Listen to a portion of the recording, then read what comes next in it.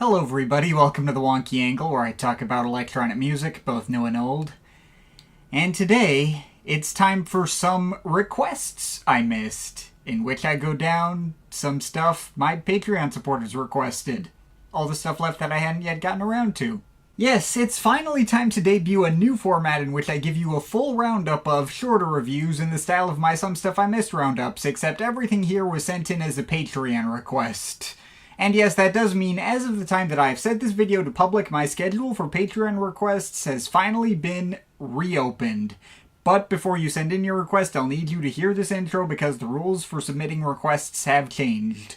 All the rules for submitting requests are going to be on the Patreon tier itself if you choose to sign up, so at the very least, please read them before you send something in. So previously, I just had a simple system where you paid a set amount of $30 in order for you to give me an album of your choice, and I would cover your request in a full video review, so long as it fell within my guidelines as listed on the Patreon page itself when you sign up. However, requests got in such high demand that the last time I opened up the schedule, they sold out in 6 hours. Not to mention the run of 12 requests that did get sent in that 6-hour window were particularly tough to get through and took me almost 2 full years to fulfill. So I felt like that was not going to be sustainable. I didn't want to increase the price if I could help it.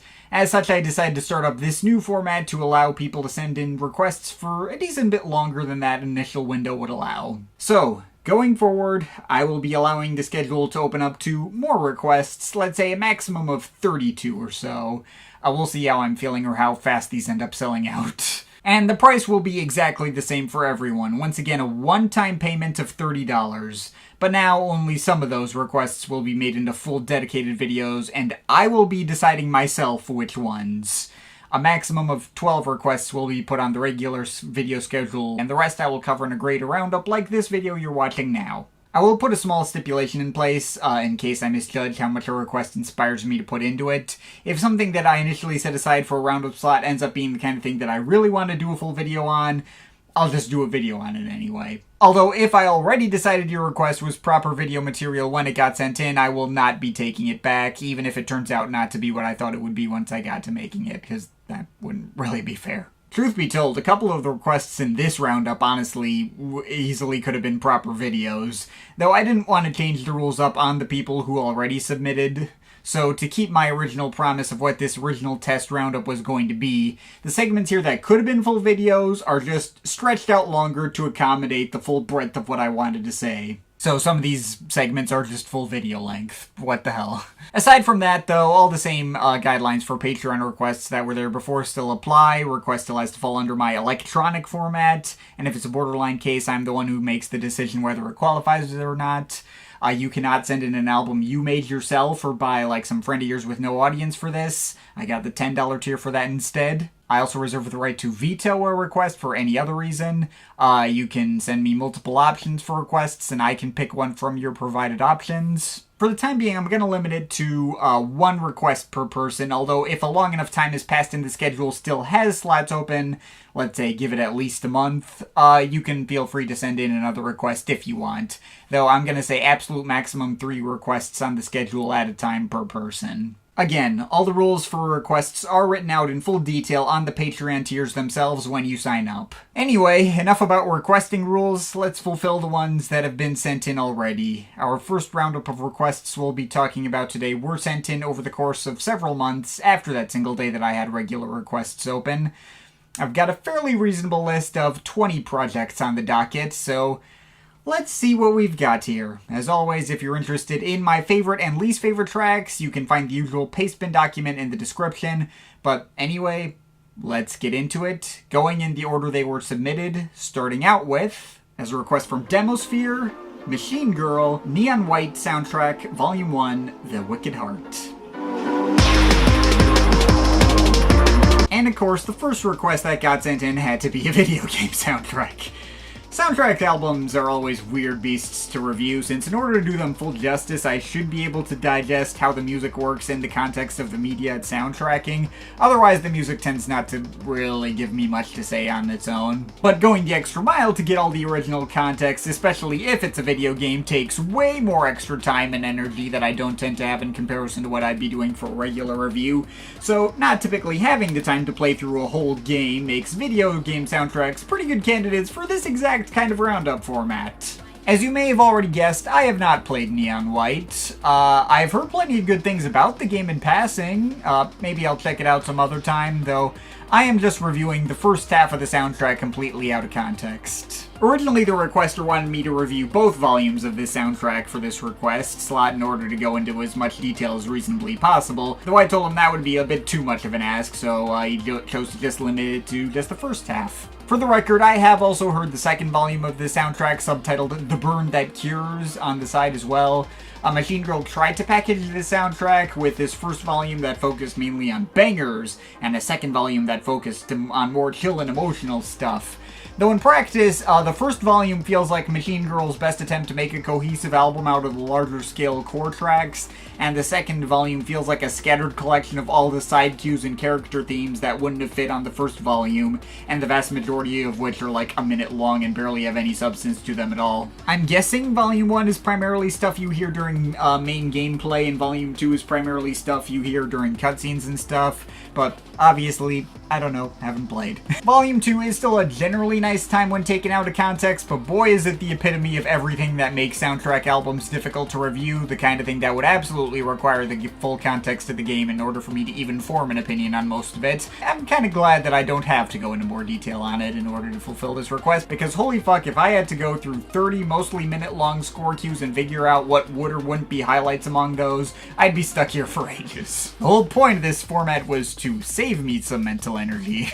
Alright, anyway, getting back on topic to the actual request, Volume 1, The Wicked Heart, does still have some of the problems you'd expect out-of-context soundtrack albums to have, most notably the fact that it runs on for almost an hour and a half on its own. But at least here, there's a decently cohesive experience to be gleaned out of it. You're just getting 80 plus minutes of drum and bass bangers, and it does end up creating a vibe I can more easily find myself getting lost in. This album hits me in the same way as something like Turquoise Death's Kaleidoscope from a couple of years ago. Most of it sticks to pretty old school tried and true formulas in this vein that's like old Sonic and Super Monkey Ball games set down for a generation, and a lot of this can run together into the same general vibe, but all of it is impressively spacious and well polished for what it is, and the experience is certainly consistently propulsive and high energy. The track Virtual Paradise even included a little vocal snippet of someone saying, "Feel the rush," which reminded me of that recurring sample Turquoise Death uses in some of their productions that goes, "Close your eyes," has the same rhythm and cadence and everything, which is almost certainly pure coincidence. This soundtrack came out the year before Turquoise Death's first album, but whatever, just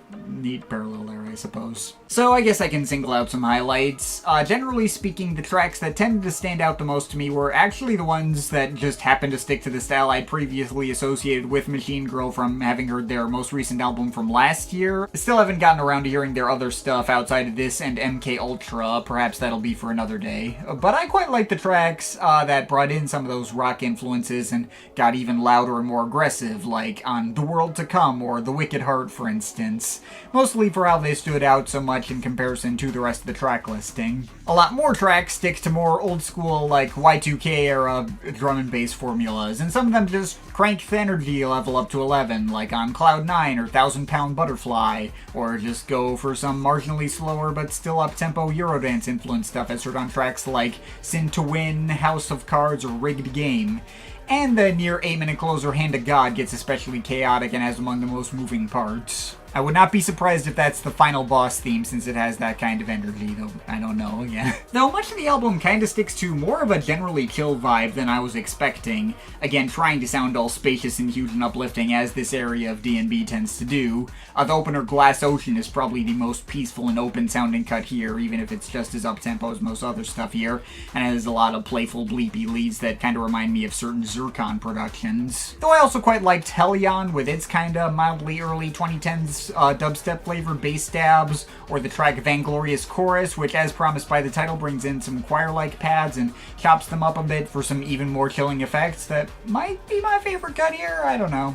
At the end of the day, there's nothing here that absolutely blew my mind or sounded unlike anything I haven't heard before loads of times in this genre. I kind of have a feeling that a full playthrough of the game would be required in order to get the most out of this, but as an out-of-context album, it was some good background music to put on while I did something else, you know, throwing back to an era I have some nostalgia for and executing it well, if not necessarily going the extra mile into becoming amazing. Though, knowing how many people feel on Turquoise Death stuff, I have a feeling this could theoretically be hitting on like a transcendental level for certain audiences. Already seems to have gotten that reaction from the core player base from what I saw, so take that as you will. This album, on its own out of context, was a good enough time for me to let off with a 7.5 out of 10. Next up, as a request from Aaron Tessler, Precenphix, Husks of War.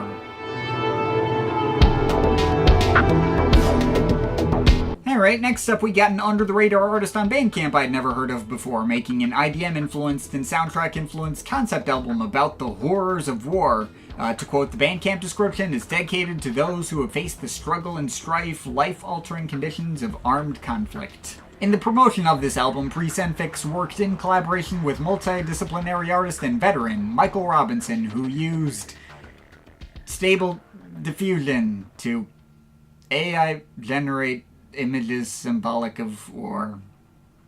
The back cover image of the album on physical versions was also apparently AI generated. I mean, I guess this album was released in 2023, in the time where it still looked like generative AI could have possibly have some positive implications. At the time this album came out, I was still personally in the mindset of like, this is a tool that could be used for good or ill, and while corporations are adopting it in really unethical ways, I have seen some cool use cases from regular people. The tech itself doesn't seem to be the problem. Rather than my current mindset of, this tool no longer has any artistically useful, let alone ethical use cases anymore, and is actively destroying the world on an environmental, economic, and societal level to the point where none of this feels remotely worth it, and I automatically have to side-eye anyone still trying to use it. If Precenphix hadn't gotten the memo on just how bad this was going to get, that is understandable to some degree, but still, having that as even like a side selling point would have been mildly questionable at the time and is aged even worse now. The good news is that the album's front cover is a regular photo and no AI generated elements appear in the music itself to my knowledge, so I won't belabor the point. Anyway, when talking about the music itself, this is the kind of thing I feel should really easily appeal to me. The combination of influences from IDM and techno and dark ambient with soundtrack music including some strings and pianos is right up my alley.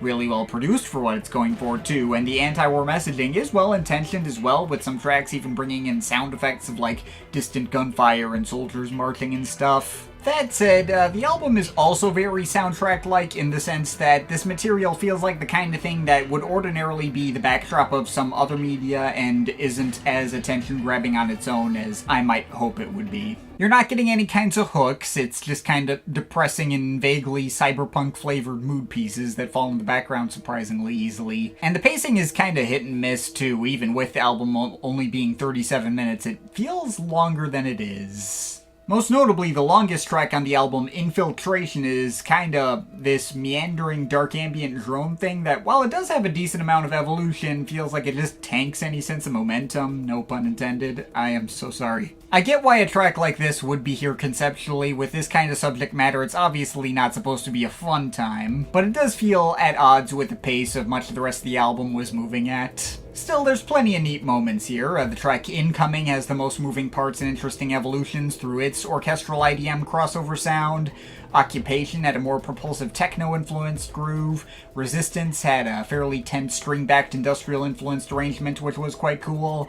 And the album starts and ends on two solidly dramatic piano-driven cuts. Between the two, I probably prefer the closer Exodus for it feeling like something of a comparative relieved exhale at the end. And I guess some of the ambient moments on the side, like the vocal-driven ambience of Innocence, Dusk, or the maybe dulcimer-led interlude Laid to Waste, are a neat addition as well.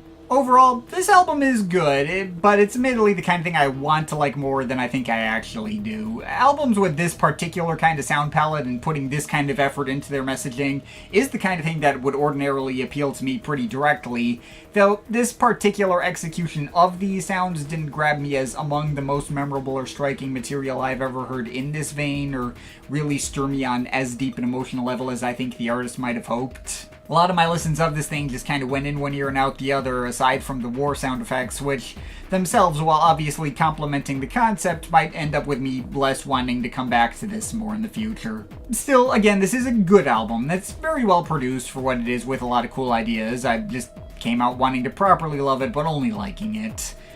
I might be intrigued enough to want to pay more attention to this artist's stuff going forward. He actually just released a brand new album called Teikopsia that I did hear, and I think I enjoyed more. That album's a fair bit longer and sameier without any underlying concept, but it might have been a little more immersive, cohesive, and better fleshed out feeling. So I can recommend that, but whatever. On Husks of War, I think I'm feeling like a 7.3 out of 10 on it. Next up, as a request from Leo Fredholm, from Approaching Nirvana, Lapse in Time.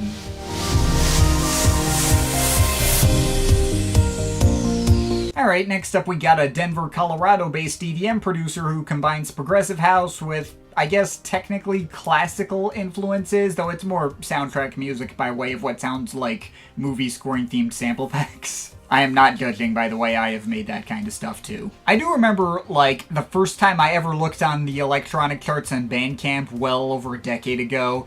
I remember seeing an album cover with the Awesome Face meme plastered on top of it, which may not have exactly inherently sold me or got me to look into his stuff more in depth, but it certainly made me remember the name Approaching Nirvana more easily.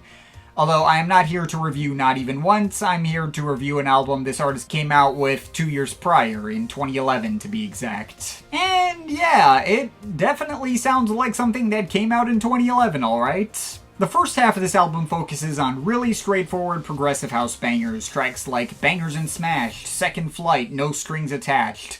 They all stick to the bright and flashy formula that was popular right around that specific time, and artists like, Eric Prydz were making popular, I guess. I'm not going to say Approaching Nirvana's approach to this style is exactly the most memorable stuff I've heard in this vein. It is super basic from a melodic and composition perspective without being all that catchy, and it all kind of just makes me want to listen to Erasure's The Violet Flame instead, but these mixes are about equally high energy and uplifting as those.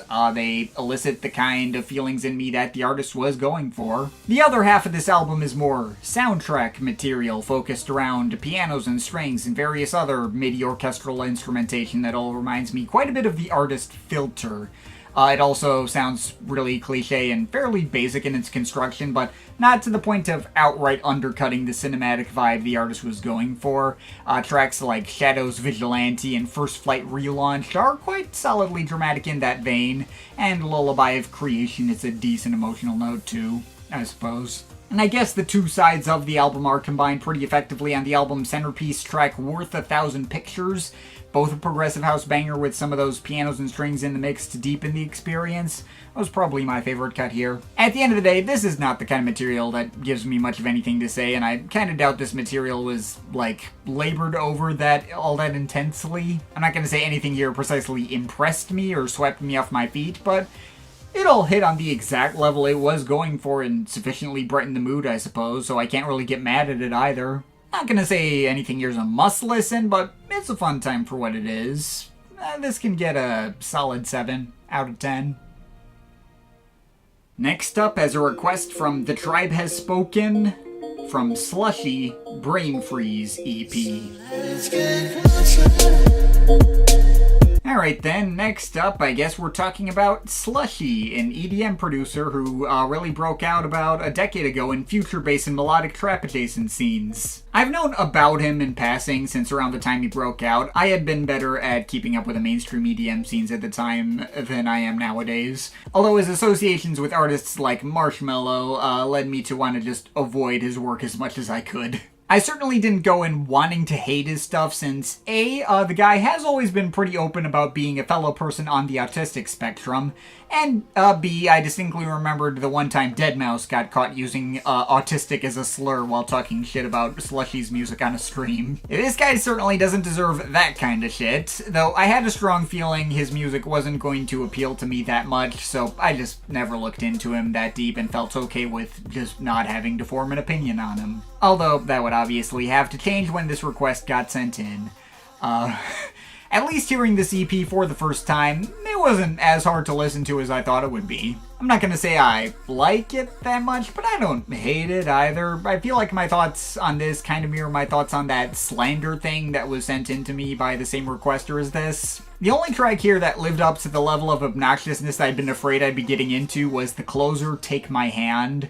I mostly just don't like the auto-tuned covered lead vocals on that one. They had like a weirdly aged Drake-like affect to them, and some of those chipmunk effects and sharply pitched producer tag inserts are a bit much, even if the electro house dubstep drops are decent enough for what they are. Beyond that, I'm also not crazy about the dated EDM trap flares on a track like Making Me Feel or some of the chipmunk vocals that show up in parts of Some More. But tracks like Closer and Destiny are perfectly listenable with nice enough sincere emotional melodies and no specific sonic elements that grated on my nerves. And there were even 2 tracks I thought were pretty good. Sapient Dream was a surprisingly chill and laid back opener that got me to let my guard down a little, and the track Static Shock was like a classic Feed Me style electro dubstep banger that just straightforwardly went pretty hard. Now, am I going to remember any of this exists longer term or want to come back to it again? Probably not. I already don't really remember it because I wrote this segment months ago. I don't think there's anything super special about it that makes it worth actively recommending, but it's not harming anyone either, and the way it seems to be approached entirely sincerely without trying to pass itself off as anything other than what it is,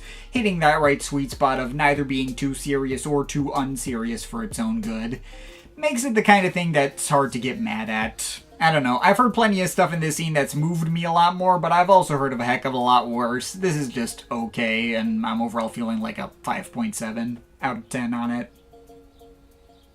Next up, as a request from Talking Techno, from Yoshinori Sunahara, Takeoff and Landing.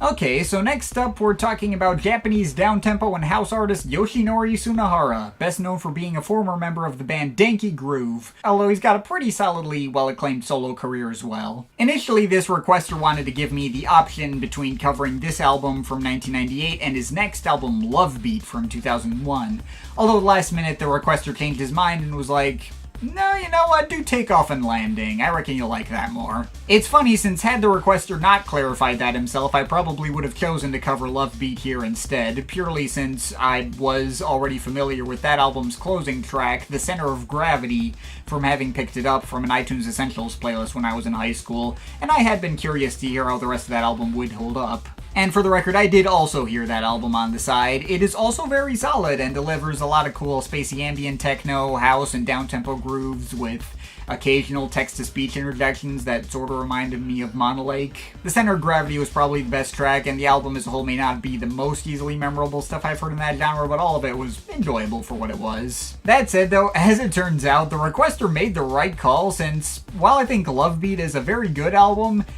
Takeoff and Landing was, in fact, a lot better in such a way that completely caught me off guard. While the same sort of grooving downtempo and house style present on Love Beat is also here, this album elevates them a lot more by not just bringing in a whole bunch of sample mashups and interjections that remind me of some of my favorite parts of Doopie Time by Doopies, without any of the parts of that album that annoyed me, but also bringing the whole experience together in a concept album about the American tourism industry. I thought the album was really solid on first listen, but it just kept getting better and better the more times I put it on. It really came to feel like a culmination of the things I've enjoyed in other Japanese electronic albums from this era I'd heard before. And there's a ton of variety in terms of the styles on display here too. Initially, the tracks that stuck out to me the most were the most propulsive house cuts. Tracks like Magic Sunset Street and No Sun were the clear standouts on first listen, and are still probably my favorite cuts in the bunch for how dang hard their clean and polished deep house grooves go. Magic Sunset Street is probably the album's biggest banger and can almost hit a similar level of excitement for me that something like Against All Logic Some Kind of Game can. That is not a comparison I can make lightly. And No Sun also stands out for how many interesting evolutions it goes on over time. I like the quick nod to the danky groove track Asunaro Sunshine at the end of that track, too. The fact that this track got taken off the album on streaming services is damn criminal, though I suppose Journey Beyond the Stars is close enough to hitting the same note with its equally hard-hitting house grooves and random vocal sample cut-ups that, as per the title, have more of a space theme. Though the house bangers are outnumbered quite a bit by other tracks that have much more of a down-tempo trip-hop influence to them.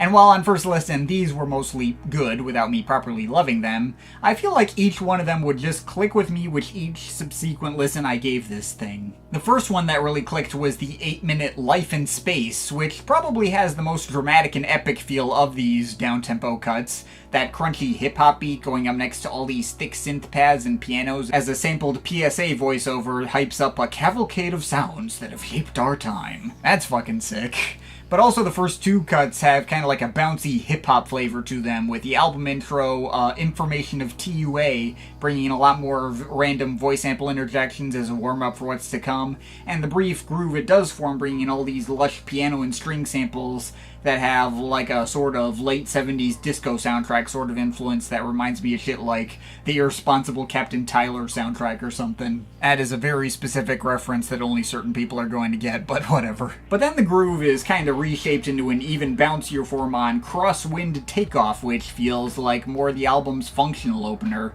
The hip-hop breaks on that one are even crunchier. There's like some barely audible sounds of what sounds like a 50s doo-wop chorus in the background. And I swear the announcer that gets sampled on this one is the exact same guy that Jay Dilla would go on to sample on Lightworks. This is Bendix, the Tomorrow People. Whoever announced that is like doing an unrelated Airplane PSA on the sample used here, but it is the exact same voice, I swear. Speaking of familiar voices, Suzy Kim, one of the Doopies herself, makes an appearance on this album. She takes the lead vocal on Sony Romantic Electro Wave, which is admittedly not as much of a highlight for me as some of these others, but the way her filtered vocals go over the chopped string-backed trip-hop beat is very nice and pleasant to be sure. And on the topic of the Doopies, there's a bunch of other tracks here that stand out as doing similar stuff as the kind of stuff you'd hear on Doopie Time, albeit without leaning quite so heavily into the overt cutesiness. That album had like a bunch of tracks that felt like throwbacks to American mid-century pop, like 50s cheese and stuff. And this album has some of that too, the most obvious of which is a cover of Jimmy Van Heusen's My Love Is Like a Red Red Rose, originally made famous by Pat Boone having sung it for the movie Journey to the Center of the Earth in 1959, but re-recorded from the ground up for this album. That track hits for me on a very similar level to One More Kiss Dear appearing on Vangelis's Blade Runner soundtrack, not just for coming from the same era of music, but also similarly feeling like a tiny shade out of place in the context of the album, and the kind of thing that might come off a bit too schmaltzy if I'm not in the right mood. But that was only a problem on some listens, others it was just, I was just fine with it. I mean, some of the tracks on Doopie Time are light years cheesier than that. I also have to highlight the track 2300 Hawaii, which felt like such a stereotypical send-off of Hawaiian music as imagined by old American colonialist propaganda as to be more than a little uncomfortable on first listen. But it feels like that discomfort was almost certainly the point, and meant to make fun of the colonialist attitudes, not unlike how several moments of, like, YMO's self-titled album lampooned the exotica of Western artists imagining what the Far East is like. The way these old-timey 50s choruses on this track talking about having shrimp and Mai Tais and then like really linger on the lyric, please pick up your trash, and repeat it several times and even like slow the tape down by the end of that track, feels like it's trying to make a pretty direct point that Sunahara doesn't want you to miss. And while we're on the topic of tropical island influences, there's one more parallel to Doopie Time in that there's some calypso influences on certain moments of this thing, especially the track Summer that brings in a bunch of steel drums to layer on top of its mildly funk-flavored hip-hop beats and crunchy synth pads. It's not Jan Tomita himself playing the steel drums, but I still couldn't help but think of him again when that track came up. And beyond that, there's still other tracks that bring in other unrelated flavors, which fit a bit more into Sunahara's spacier style. One of my biggest favorites on the album that I haven't mentioned yet is Sun Song 80, which, as per the title, sounds like an early 80s electropop groove that brings in these much crisper drum machines, and the guest vocalist Juliana, who has a totally different kind of energy from other guest vocalists on this album that fits more within that sort of loungy 80s vibe.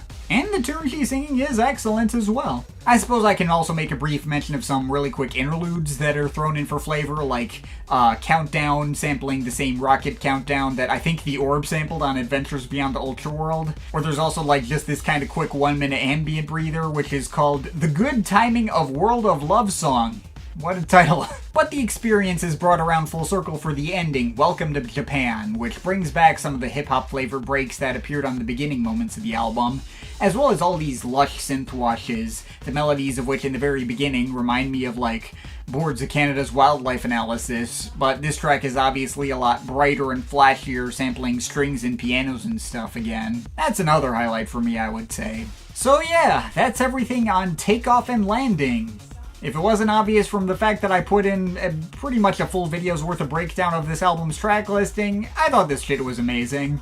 In fact, I thought it was so good that I went out and got the CD for it too. I do admittedly think that the Danky Groove album, which this requester previously sent in to me a while back, had a couple of slightly higher high points for me. Specifically the tracks Asunaro Sunshine and Shangri-La, which I still think outclass any of the individual tracks that appear on this album. But obviously this album runs circles around that one in terms of how it was executed as a complete whole. The way the concept comes together, the loose narrative structure and social commentary, the variety of styles and sounds which are all super easily accessible with fundamentally strong and well-crafted house and trip-hop grooves going up next to all the odd sample mashups. This whole thing is absolutely my shit. I liked it on first listen, but it kept getting better and better every time I put it on, and now that I'm past listen 7 or something, and I've had to listen on a plane, I do think that it is legit excellent. I have to give this a high recommendation for anyone with tastes that happen to line up with my own, and I'm feeling an 8.7 out of 10 on it. Next up, as a request from the Finky, from Fatboy Slim, Halfway Between the Gutter and the Stars. You know, right around the time that I started working on this segment, I coincidentally got a bunch of comments from this one guy demanding to know why I have never reviewed the other Fatboy Slim albums, aside from his commercial breakthrough and magnum opus, You've Come a Long Way Baby, which I did a video on 9 years ago. It is true that I believe that one album is as great as everyone says it is, and I still have a lot of nostalgia for all the material from there. It's just got next level hook construction and loads of viscerally banging mixes of big beat breaks and dead simple but always addicting sample flips, with an irreverent and jokey attitude that may have occasionally come off a bit juvenile and had the potential to be really irritating, but never got to the point of actively undercutting the core tunes. It's a defining work of the late 90s. Though, as much of an obvious classic as that album is, I have to be brutally honest and say I don't have the same kind of enthusiasm for Fatboy Slim's other albums. His catalog doesn't really have the kind of variety or occasional depth that some of his contemporaries on the big beat scene like the Chemical Brothers or the Prodigy have, which make them more interesting to talk about. When talking about full albums from Fatboy Slim, I feel like he kind of just has that one album that overshadows all the others for me. And this isn't to say that any of the other Fatboy Slim albums are bad. They all have their moments. Just, you know, in terms of how they come together as a whole, I personally believe they're all significantly weaker and spottier than his big breakout. If you want my brief thoughts on the other two, his debut album, Better Living Through Chemistry from 1996, might actually be my personal least favorite of his work. For the most part, it's just kind of an average 90s dance album that nearly any electronic artist from that era could have made, with tracks that all feel kind of directionless, and his hook game is near non-existent compared to what he'd come up with afterwards. There's some solid moments, like Going Out of My Head, The Weekend Starts Here, and First Down. If you get the expanded edition that adds the bonus tracks, Michael Jackson and Next to Nothing, both of those are a pretty clear step up from most of the rest of the album, and it gives the experience a much more actually satisfying ending than the ending on the standard edition, which was eh. But even some of those big standouts can feel like lesser versions of ideas that he would improve upon later, and the rest is surprisingly kind of dry and flavorless by the standards of 90s dance music.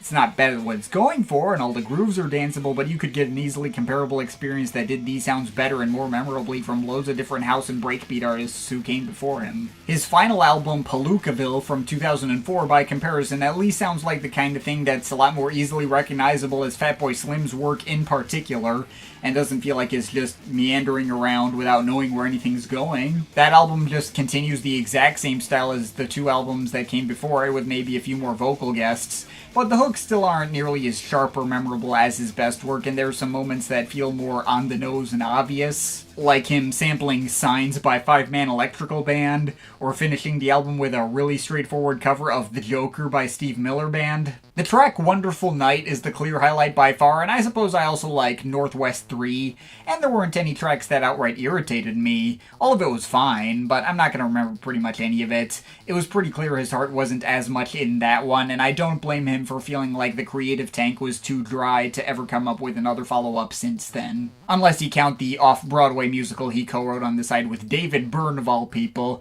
though I did not bother to actually hear that one. But anyway, I made big digression. The album that was actually requested for this segment was the album that immediately followed up his breakthrough, his third album, Halfway Between the Gutter and the Stars from 2000.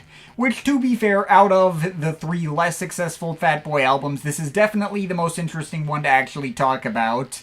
And it is technically my second favorite of his albums. It's pretty good. I just wish that said more than it does, because it's also a pretty big mess, in my opinion. I mean, certainly this is the second most common place where you'll find tracks of his that people still remember. Most notably, it has the track Weapon of Choice. Though let's be real, the main reason people still remember that track now has little to do with the music itself. It's entirely because of the music video of Christopher Walken dancing in an empty shopping mall. If you haven't seen it and that sounds like a boring description, go watch it anyway. I cannot possibly do it justice here. It is a classic video to be sure, and the song matches the energy of that video, but I kinda have a feeling the song wouldn't have stuck around in people's minds quite as long as it did if not for that video. It's kind of just like a low-key, quirky funk groove, with Bootsy Collins' modulated voice just kind of rambling underneath the beats and not being that much of a presence. And it's fun, it's catchy, it's a good song, though it's not really like a banger so much as it is like a proto-meme song. And I feel a little detached from it compared to other proper bangers he put out before, like Right Here, Right Now, and The Rockefeller Skank and all those. Now, there is one track here that definitely can hit on the kind of level of those bangers, and that's Ya Mama. That track is absolutely one of Fatboy Slim's biggest bangers ever, just hitting you with loads of distorted bass and repetitive samples of push the tempo, push the tempo. You know you've heard that one before. Pretty handily the best track on this album, in my opinion. I suppose what's more interesting about this album is the fact that this is sort of Fatboy Slim's attempt to branch out his sound a bit and try some different things that don't exclusively stick to his usual big beat formulas. I feel like the album title is an apropos description of what he was trying to do. On half the track listing, he's going for some of his usual bangers in the gutter, but on the other half, he's trying to reach higher for the stars, as it were, and get something that could maybe hit on something more transcendental. I can certainly respect the attempt to change things up a little bit and vary on his formulas without going so far out as to alienate what his core audience would want and expect out of him. The trouble is that in execution, this thing is a complete all-over-the-place mixed bag. Now, there's no actual correlation between the quality of any given track and how safe he played things. I think I read a review once that tried to chalk it up to him not being as good at making slower or more emotional moments compared to the bangers, but I don't think that's really true. For example, I think the track Sunset Bird of Prey is pretty solid. The Jim Morrison sample he used is a little on the overly basic side, but he does surround it with a lot of really nice expansive synth pads and got a little bit more off-kilter with the break beats. Felt like a successful twist on what you'd typically expect out of him. There's also the penultimate track, Demons, which may admittedly feel like a pretty blatant attempt to recapture the magic of Praise You, but there's also like a bluesy somberness to the track that Praise You doesn't have, and the way guest vocalist Macy Gray gives something of like a gospel-flavored performance to go up next to all those melancholic pianos, still talking about a healing process and your demons withering away. I won't lie, that shit did hit really well. On the other hand, there are indeed some slower moments on the album that totally missed the mark for me. As much as I liked Macy Gray on Demons, I absolutely could not stand her performance on the track Love Life. Yeah, I know, ever stereotypical of me not liking the album's attempt at a sex jam.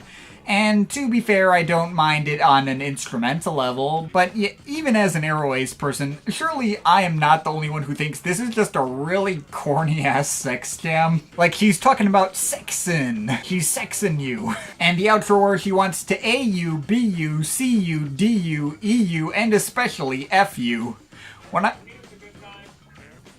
When I heard that for the first time, I was just like, oh, shut up. Gave me war flashbacks to David Guetta's I Just Wanna F. I can't entirely tell whether Macy Gray is genuinely trying to sound sexy on this song through how kinda squeaky and annoying her voice sounds here, but even if not, considering this is a track made by the guy who made Fucking in Heaven, or even literally just 2 songs earlier on the same album with Star 69, tracks where the conceit is basically just LOL, it's the fuck word over and over. Getting to this track has the energy of like, I don't know, fucking Beavis and Butthead watching an R&B music video and giggling that sex is a thing that exists. The other big slow moment of note is the album Closer, Song for Shelter, which may not have anything actively cringeworthy about it, but it is kind of like a weird, messy finish to the album. I appreciate aspects of it, for instance, the fact that it's an album from the 2000s that ends in an 11-minute track and actually is an 11-minute track, instead of a 2-minute track, 8 minutes of silence and a minute-long hidden track or something. While one could say it technically has that structure, since there's a point where the main core of the song ends, but instead of actual silence, he lets the ambient pad sustain for 2 minutes,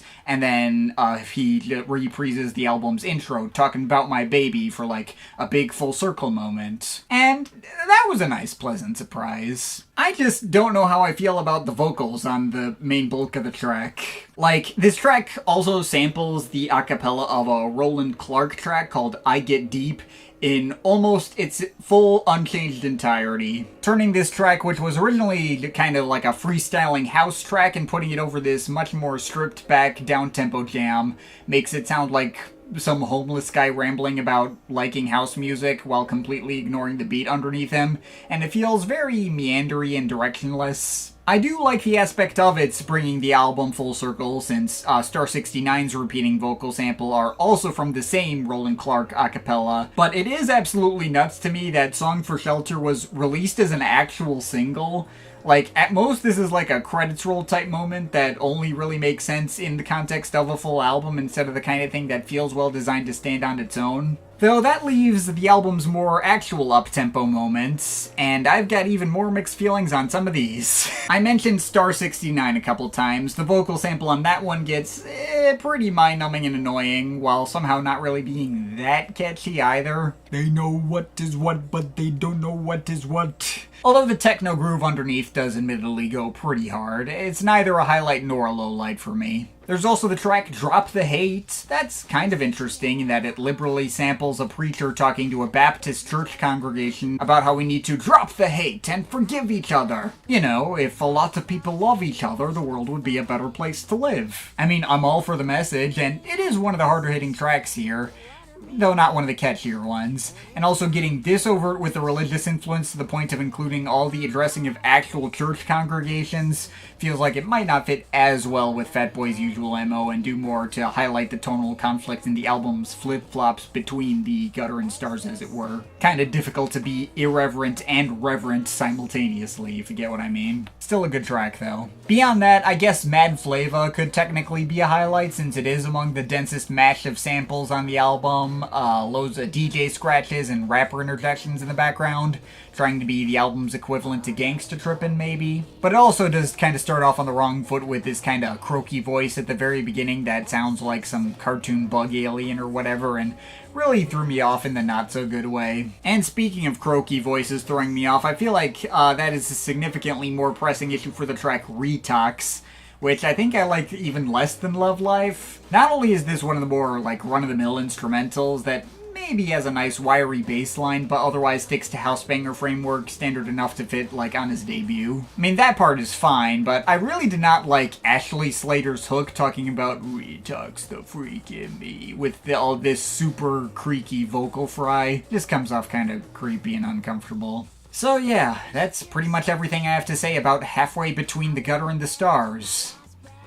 Really complicated feelings on this one if it wasn't obvious from the extended length of this segment. I do get where this album's biggest fans and defenders come from. It is absolutely not a half-assed effort. And it's not like there's no attempt to get this stuff to work in one package at all. He did segue all the tracks in a continuous mix, and even sequence everything in such a way where it does feel like he was really thinking about how this was going to play out in the context of a full album listening experience. I can respect what he was trying to do here, but there are just too many elements that bother me across the album for me to call it great, let alone feel like it could hit for me on the same level as You've Come a Long Way, Baby. An album which I already kind of have to be in a certain kind of mood to get the most out of these days. I'm not sure if he ever fully finds that happy medium halfway point between the gutter and the stars which he was looking for. He just keeps flip-flopping between them and putting ideas next to each other which might not always gel well together, and the results are just wildly uneven. I don't know, there is still enough quality here and enough, like, risk-taking that I can respect for me to call this a good album again. Guy clearly had his heart in the right place, and there's plenty of solid moments throughout.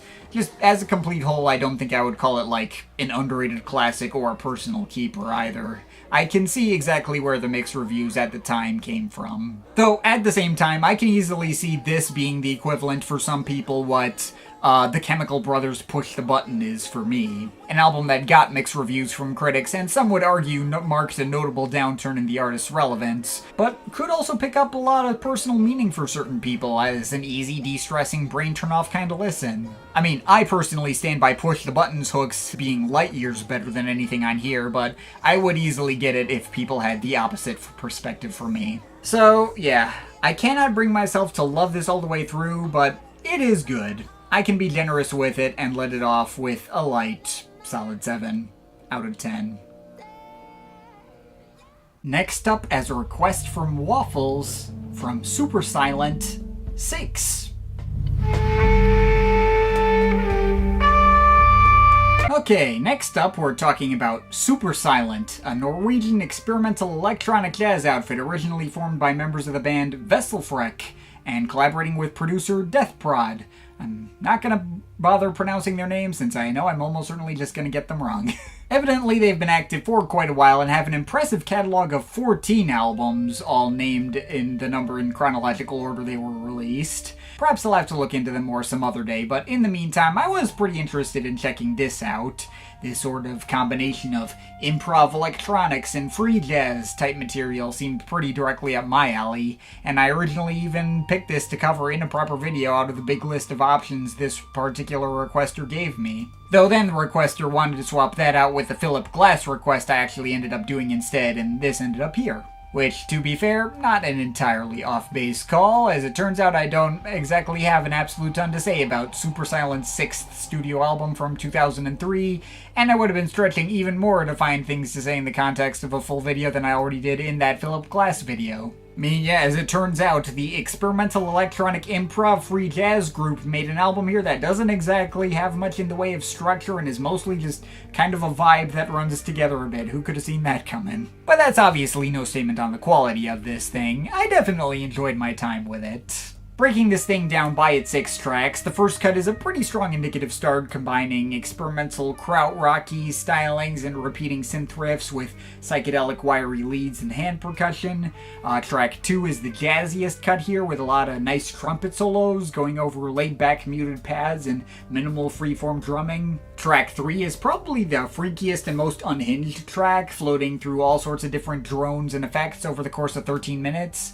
Track 4 is a fair bit warmer and has a 9-minute long crescendo starting from comfy guitars, eventually evolving into psychedelic organs, heavy bass drones. I think some strings and violins get in the mix there too. Track 5 is the shortest cut by some distance, and despite being 5 minutes, almost feels like more of an interlude in context, as its more straightforward drones didn't interest me as much, but they bring it back around into a climactic finish for track 6, which starts out with a lot of spooky dark ambience and pianos and even some wordless vocals vocalizing, but eventually ends up on a warmer note of resolution, especially with that, I think, dulcimer section at the very end, which was really nice. So, yeah, while this isn't exactly the most mind-expanding of listens I've ever heard in this vein, it is a really nice time. I was trying to write the segment around the same time I was doing my cluster video, and I found it slotted surprisingly well into the same sort of vibe as those guys. Like, bridging a gap between their early experimental stuff and the middle period of more melodic Zuckerzeit era stuff, and obviously with a fair bit more jazzier flares thrown around than the usual from them. I don't know if this is necessarily a long-term keeper, but I can definitely endorse it as being worth checking out. I will give it a very strong 7.5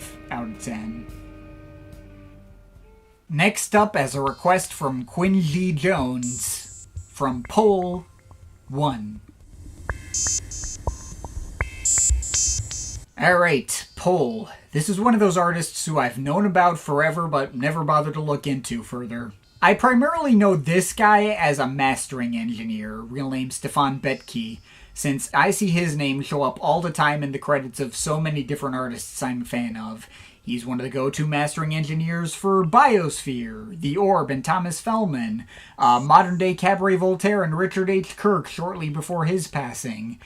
He's also worked with Barker, Seafield, Murkoff, One O Tricks Point Never, Erasure, Conrad Schnitzler, Soft Cell, Mark Leclerc, Vladislav Delay, Soichi Terada, Shinichiro Yokota, and so many countless others. Those are just a bunch of the names I happen to already be familiar with. If your music taste happens to even partially overlap with mine, there's an extremely high chance you've heard at least something that he's mastered before. But mastering engineer is just his day job. He also periodically releases his own solo music under the name Pole, which is decently well received in the worlds of IDM, glitch, microsound, dub techno, and that kind of thing. Right around my usual wheelhouse. I'd never gotten around to hearing any of his stuff before, although the guy who requested this also let me know that Pole is the kind of artist he appreciates more for, like, the breadth of his full catalog than for any one particular album of his. He told me he thought each album brings new ideas without, alienating his style, aside from maybe one moment in his catalog. So that did spark some curiosity, and I decided on a whim to hear his other albums for myself. For the record, all of them except for that one all focus on slight variations on this one particular sound and style that combines a lot of low-key, glitchy, micro-detailed IDM mixes with some dub and dub techno-influenced melodic synth textures. But, if you're curious, here's my quick thoughts on those. More stuff like the first album, but a slight hint brighter in tone. More stuff like the first two albums, but making its dub influences more obvious. A bunch of retooled versions and variations on his debut single, featuring guest guitar performances from Daniel Mateo and reworks from Bernd Friedman and Kit Clayton that is apparently counted as a main album for some reason. It's a thing that exists, I guess. Sounds kind of like the previous album. Okay, here's the above-mentioned big outlier in the style of his catalog. Ironically, his self-titled.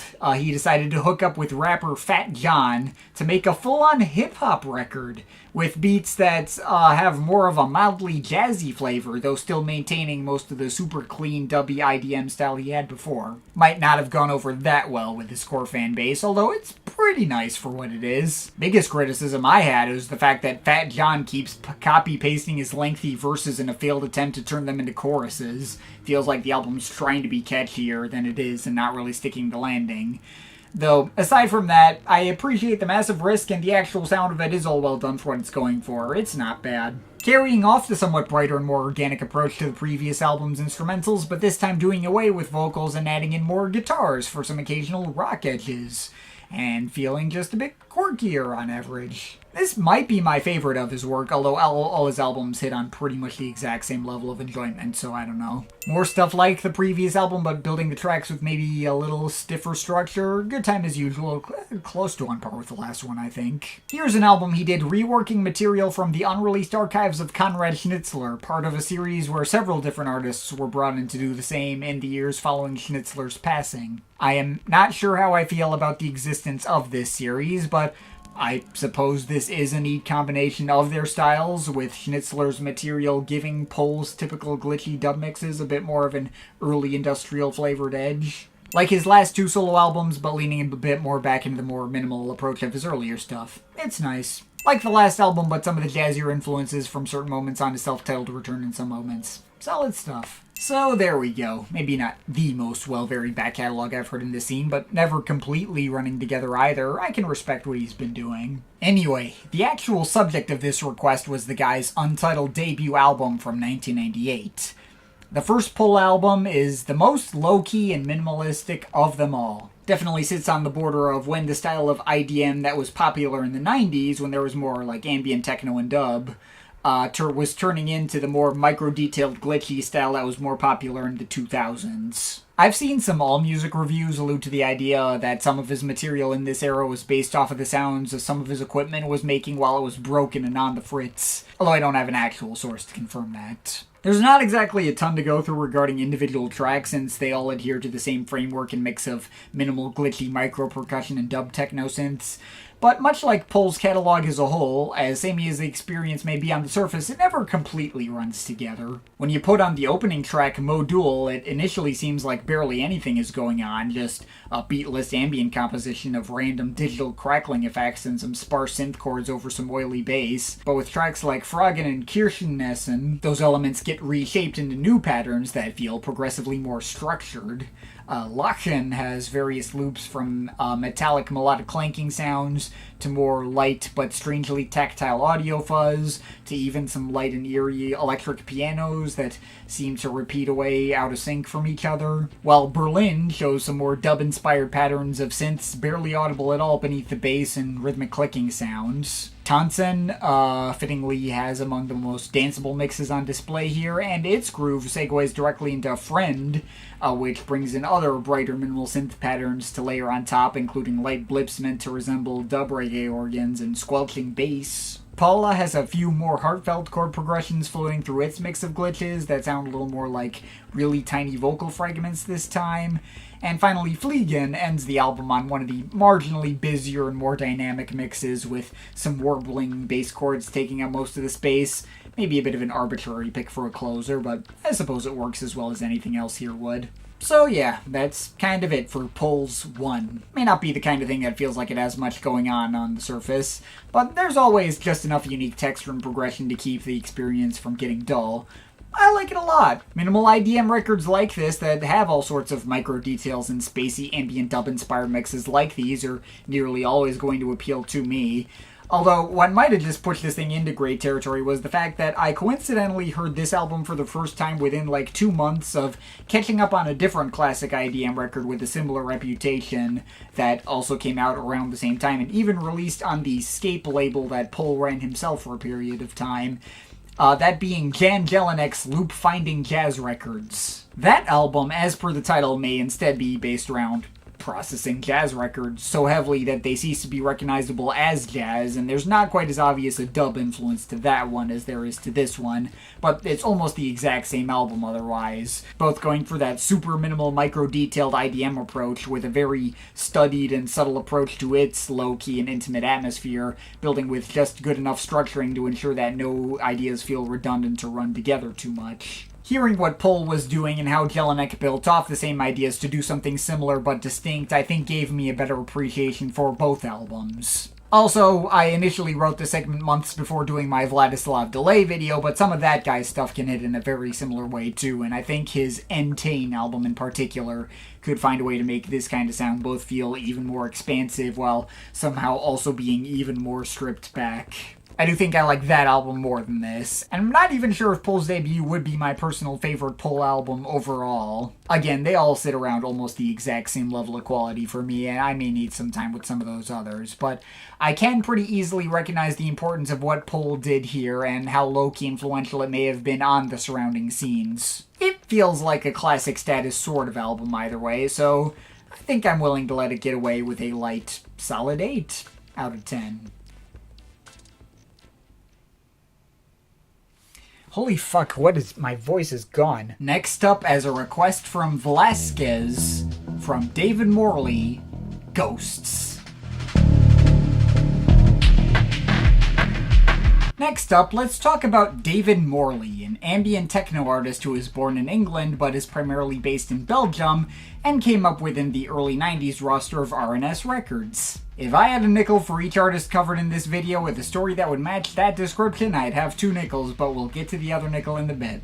Morley did much more work behind the scenes as an engineer than he released music on his own. He worked as the in-house engineer at RNS for a period of time, among plenty of other credits. Though his actual catalog of solo work is pretty small. Technically, he's only released 4 albums, 1 live album, and a bunch of EPs. But that catalog does span several decades. I technically had heard of this guy before, but not because I'd come across his music on my own time, rather because I recognized his name from having seen him in the comment section of my own videos a couple times. I feel it's possible he may have even bought one of my albums on Bandcamp once, although I may be mistaking him for someone else. In any case, there's a decent chance he ends up coming across this video and seeing it himself. If so, hi! I like what I've heard of your stuff. Admittedly, I have only heard 2 of his albums. The guy who sent in this request was really back and forth between requesting this album or his debut album from 1998 called Tilted, so I also listened to that one on the side out of curiosity. Tilted has a bit more notoriety, having released directly on the Apollo imprint of RNS.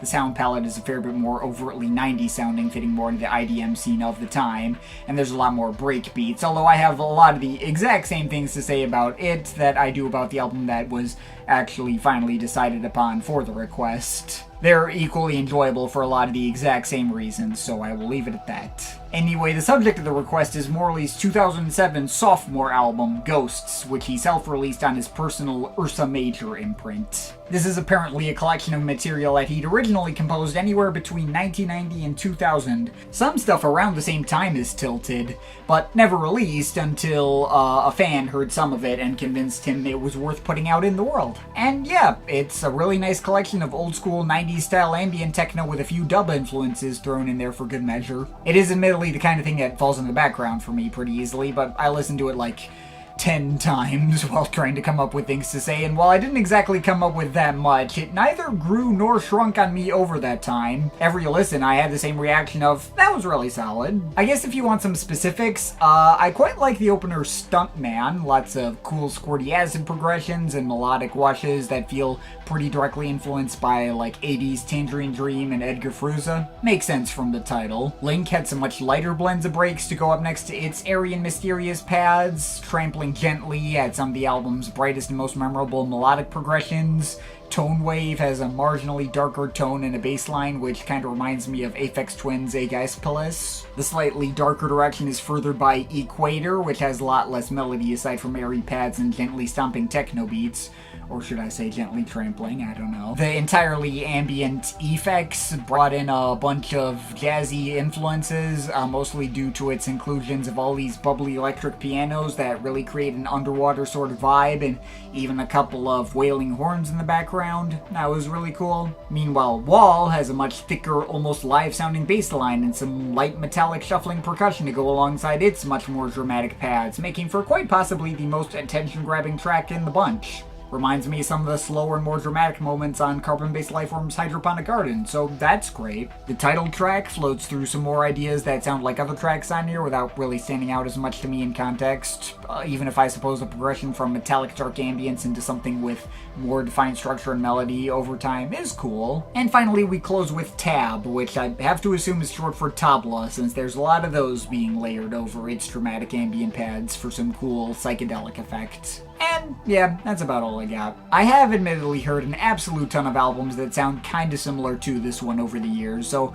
I'm not gonna tell you that this was exactly like a mind-blowing experience for me, but there's really nothing specific it gives me to complain about either, and all of it does nail the vibe it's going for. So yeah, if you want some more of your 90s ambient techno fix, then this is gonna serve you well. It's worth giving a shot if all this sounds like it'd be your thing, and I'm overall feeling a 7.7 out of 10 on it. Next up, as a request from Taipei Joey 101, from Vitalic, OK Cowboy. Alright, second day recording. So here's a genre I haven't touched on in a while. How about some rough French electro house? Back in the mid-late 2000s, in the days when Daft Punk actually went on tour and contemporaries like Justice and Mr. Waza were starting to gain more popular traction, there was another name in French electro house who maybe you don't hear brought up as much nowadays, but was very much popping off right around the same time. One Pascal Arbet, aka Vitalic. His debut album here from 2005 was one of the more well-acclaimed and popular projects from that particular scene, one of the most notable releases to come out of the record label Different, which is also notable for hosting such other electronic classics as Etienne de Crécy's Super Discount, and Etienne de Crécy's Super Discount 2. That's another great French electro record. But anyway, I'd known about Vitalic's OK Cowboy for quite a long time. I remember coming across it many, many years ago on the iTunes Store in some kind of like hidden corner they used to have for most essential electronic releases or something to that effect, which was also technically where I first found out Stereolab was a thing that existed. But despite knowing of Vitalic for years, I never got around to actually hearing this album until getting to it for this very request. I have not listened to any of his other albums, just this debut, which is quite handily his most famous work. And as it turns out, I liked it. I thought it was a good time. Is it one of my new all-time favorites? I kinda don't think so. I don't even think I could say I properly loved it, but I did think it was very solid. I can certainly see how it amassed the level of hype it did, especially given the particular time when it was released, when people were hungering the most for this specific brand of aggressive electro. Vitalic definitely doesn't just sound like another clone of his contemporaries, though. One of the main ingredients of most classic French house records around the time was, like, heavy disco-flavored sample chops, and OK Cowboy features surprisingly none of that at all. Sampling is kept to a minimum, and instead a similar effect is created purely out of super straightforward mixes of blaring synths and drum machines. The artist in an interview described his setup as a very basic and punk studio setup, perhaps trying to capture a scrappier DIY sort of appeal, maybe. This is a very uncomplicated record. I feel like the appeal of any given track is just going to be right there on the surface, and you're either going to get into it or you're not. Well, maybe. Much like the previous request, I sat with this one a whole bunch of times, and I felt like I struggled to even form an opinion on it for quite a while. It was just fun, party background music, and I couldn't figure out much specific to say about it. I think I'd been waiting for something to, like, really wow me about it, considering its classic adjacent status, and that something never quite arrived. Perhaps it's the kind of thing that would have made more visceral sense if I'd been there paying attention at the time, although in 2005 I was a 10-year-old with major sensory issues who had only just found out about this thing called GarageBand. So taking me out to a club to hear this kind of stuff live at that time may not have had the intended effect either. Still, even if that spark didn't quite come for me to properly love this album in the time I spent working on this segment, it was still a very easy album to like. There weren't any tracks here that didn't at least offer something to like about them. Sometimes the appeal just went as deep as stiff beats and buzzing bass that are loud and go hard. See any of the tracks that originally appeared on his breakout Pony EP, so that would be Pony Part 1 and 2 and La Rock 01. The latter is definitely my least favorite of the regular electro bangers and reminds me of some of those middle-tier moments on Daft Punk's Homework that started to border on the tedious, but I suppose that parallel could just as easily be taken as a compliment, like the track Newman takes the parallel in a more positive way by reminding me of Rollin' and Scratchin'. Two of the big noisy electro bangers here also feature some stiff spoken female vocals to advance a robotic sort of effect to mixed effects. On one hand, my friend Dario is one of my favorites here and might even be my favorite for just how satisfyingly hard its drop section goes. That's one great payoff. Though the same idea is reprised on No Fun, and I found it to border on irritating there. Though there's also plenty of tracks that go for more of a traditional melodic approach through its synths and don't get quite as aggressively in your face about it. There's a couple of tracks with a particularly goofy and playful energy to them, like Woo, or the album intro Pokematic, that kind of remind me of the sort of thing that the French in-spirit artist Seriousmo would become more well-known for later down the line. The latter track was supposedly originally designed as a lullaby for his then-baby son, which seems like a terrible way to lull a baby to sleep, but I digress. The Past is his attempt to pay tribute to Jean-Michel Jarre. I guess I can kind of see some resemblance to the most energetic parts of Oxygen in the way the beat is structured and how some of those melodic build-ups pay off. Although coming from a 2000s French house artist does mean the synths are much sharper and louder than anything Jarre was doing in his prime, to the point where I might not have even made the connection if I didn't read about it. That is one of the best tracks here for me in any case, though. Speaking of big melodic buildups and payoffs, I feel like there's a couple of others here that hit in that way as well. Repair Machine's Trahisan and You and I may all take quite a bit of time to really get going, but all lead to pretty impressive payoffs. Like, Repair Machine starts with somewhat irritating falsetto vocal sampling, but leads to one of the album's most over-the-top and satisfying drops. Trahisan starts with odd, quirky synth fragments, but builds all these really emotionally investing synth strings around it. And You and I starts in especially limp and undercooked acid house influenced territory, but by its second half has built these just as audio video disco-y vocal harmonies into something more actually satisfying and propulsive. Oh yeah, and I guess the album ends in a bunch of MIDI military drum rolls on Valletta fanfares. That's a thing that exists. But yeah, that's about all I got on the topic of OK Cowboy. It's a solid album. It's definitely the kind of thing that fit best in a certain time and scene, and I can't act like it's one of my new favorite French house records ever, but I've also heard French house records that irritated me a lot more than this as well. This is just kind of a straightforward good time with plenty of bangers to go around, and that's about it, so yeah, I guess I can overall give this a 7.5 out of 10. Next up, as a request from ASFX, a self-titled album from Innerpartysystem. Alright, next up, Innerpartysystem were a short-lived, four-piece, sorta industrial electronic pop rock band from Pennsylvania who were very briefly a thing right around the end of the 2000s and early 2010s during the whole club boom era. In the time they were active, they toured as an opening act for bands like Kill Hannah, Mindless Self-Indulgence, Linkin Park, and 303. They also did remixes for the latter band, as well as for Katy Perry, 30 Seconds to Mars, The Killers, AWOL Nation, my least favorite Cascade song, and plenty more. Although they only ever released one full album of their own, this self-titled project from 2008, followed by an EP in 2011, before going on indefinite hiatus shortly afterwards, i.e. permanently breaking up and never performing or releasing any new music ever since. And several of the individual members finding their own successes elsewhere in the industry, most notably Chris Barman, who would go on to become the fairly popular EDM producer Wonky. You may have heard of him before if you pay close enough attention to that scene. Also, Jared Picone would start up another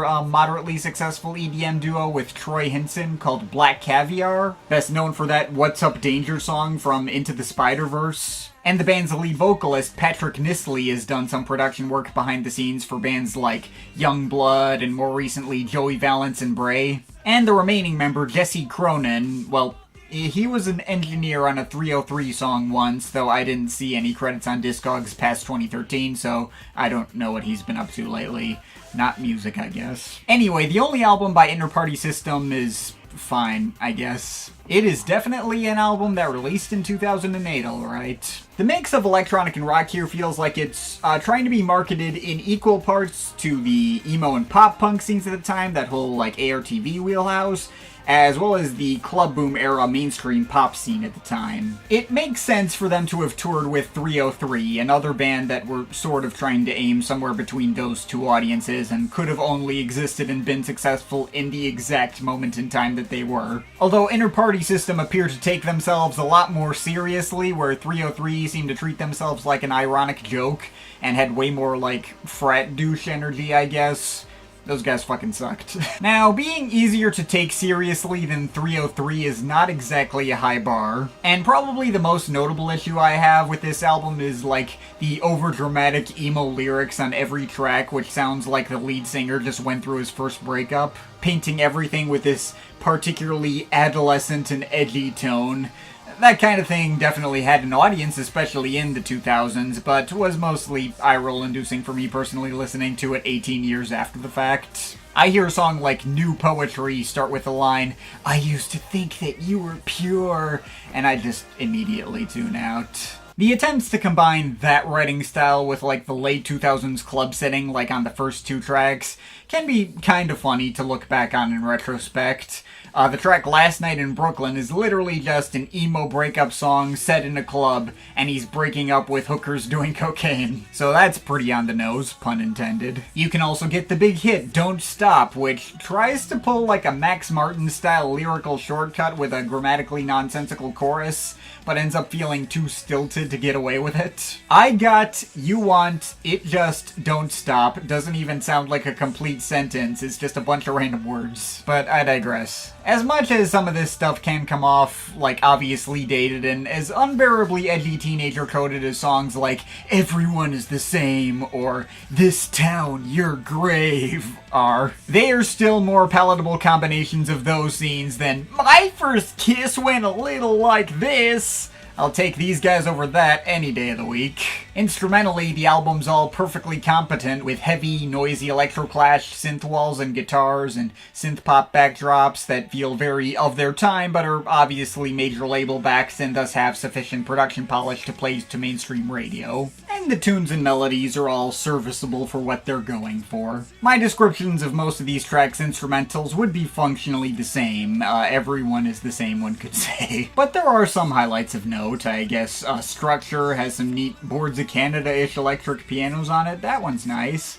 Obsession is a perfectly fine synth pop ballad that has nothing wrong with it and may or may not be my favorite track in the bunch. This Empty Love is pretty blatantly cribbing from Nine Inch Nails, but I kinda like the sneakier bass lines and slower beats and how they build up to a decently satisfying heavy climax. Heart of Fire comes closer to a regular rock tune but has one of the album's strongest melodies behind it.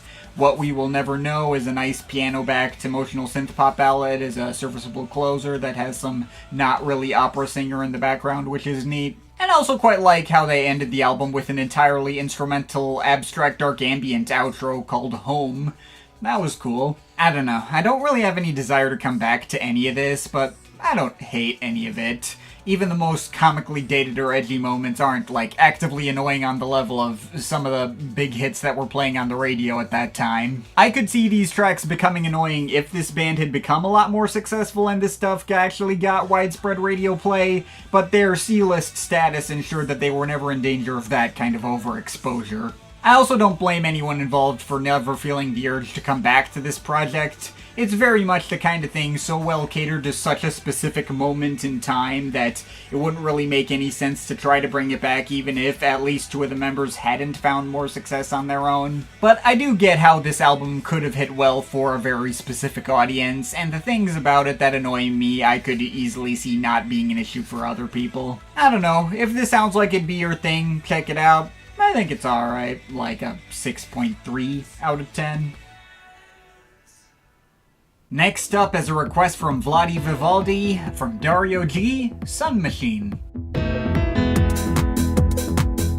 Okay, next up we're talking about UK commercial house and sorta trance outfit Dario G, originally the trio of Paul Spencer, Scott Rosser, and Steven Spencer, not related to the former. Although not too long after the release of their debut album Here from 1998, the latter two members broke off and left the project as a Paul Spencer solo effort up until his unfortunate passing just back in 2024, RIP to him.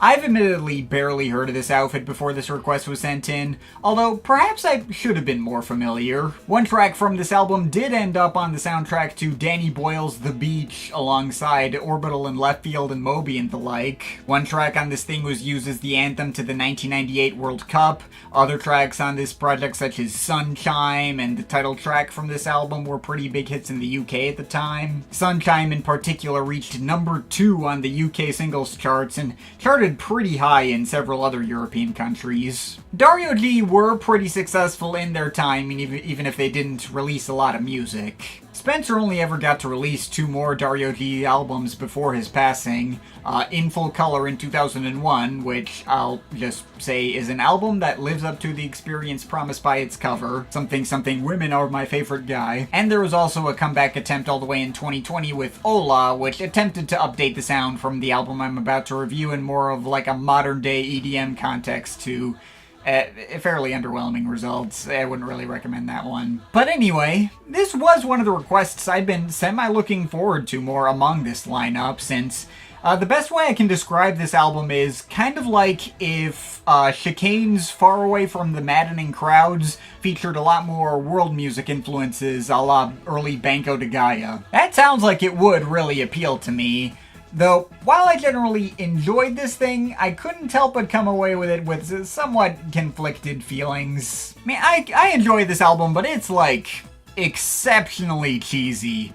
If someone happens to really not like 90s commercial dance music, this could easily be pointed to as the poster boy of everything wrong with that genre. Not just through the way it utilizes really obvious samples and bases nearly all these tracks around fairly on-the-nose interpolations of existing tunes, but also through those mishmashes of world music influences that feel very whitewashed and bordering on parodies of traditional music from around the world as envisioned by Europeans who don't really know any better. I may tend to be more excusing of these kinds of cliches than most people just as a result of my love for 90s dance music in general, but it can be kinda hard to swallow on this album, only made palatable by the full-hearted, almost Owl City level of innocence and sincerity all of this stuff has behind it. A lot of the way this stuff is executed would have people giving them all of the side eyes if it had been released nowadays, but it's still being approached so sincerely and with such a firmly and genuinely held belief that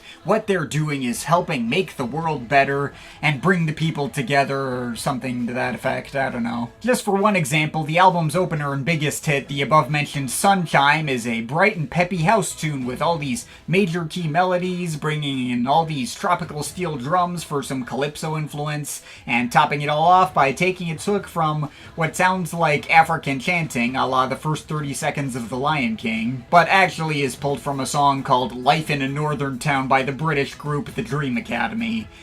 It's all white people doing the supposed African chanting, and I'm gonna be honest and say I wasn't too shocked to find that out. A track like this has the potential to be like the most irritating shit ever, but again, it feels like everyone was just approaching it with full-hearted sincerity, all in the name of creating good vibes, even adding in some solid emotional synth strings around some parts and a lengthy melancholic piano intro as if to say, we're doing this in the name of trying to achieve world peace and unity for all mankind, with absolutely zero irony. And while I'm not sure about the actual execution, I would be lying if I said I didn't find at least some of that attitude a little contagious. Not to mention already being a fan of stuff like Banco de Gaia's Mafik Arabi or certain William Orbit productions that do more or less the same kind of stuff but in like dub-inspired frameworks. It makes it all the harder for me personally to like outright disparage.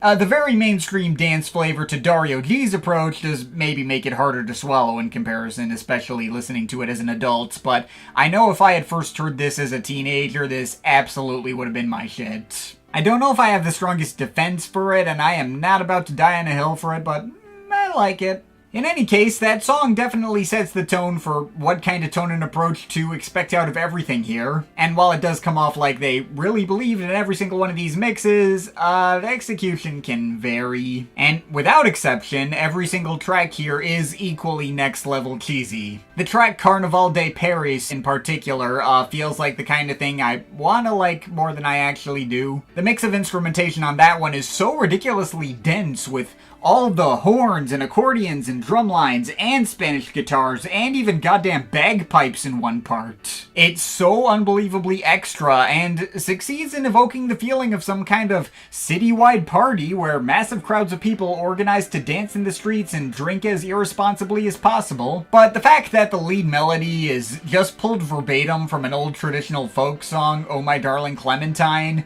gives the whole thing this kind of like goofy nursery rhyme type energy that I just couldn't really jive with. The fact that this is a FIFA World Cup anthem absolutely tracks. It definitely sounds perfectly fit for that kind of setting, but listening to it on its own can be a bit much. Beyond that, I would be lying if I said the Indian influences all over Be My Friend or the Aboriginal influences on Malawai didn't feel extremely on the nose obvious. feeling like they're getting to those points through some fairly stock-sounding sample choices. But they do also have among the album's coolest sounding tunes behind them and sink me into their atmospheres pretty well outside of that. And while the track Revolution might be pushing a certain line through it, sampling of Spanish-speaking, I'm guessing South American protesters calling for revolution, boy, have y'all not earned the right to evoke revolution and societal upheaval in the global south on the same album as a track commissioned by goddamn FIFA. But the actual tune and composition behind that track is probably my favorite in the bunch and the highest stakes and most propulsive feeling track out of these. And while the title track also felt a bit overly happy to a slightly off-putting extent, I did eventually kinda come around on it. The whole thing is based around a super liberal sample of David Bowie's Memory of a Free Festival, and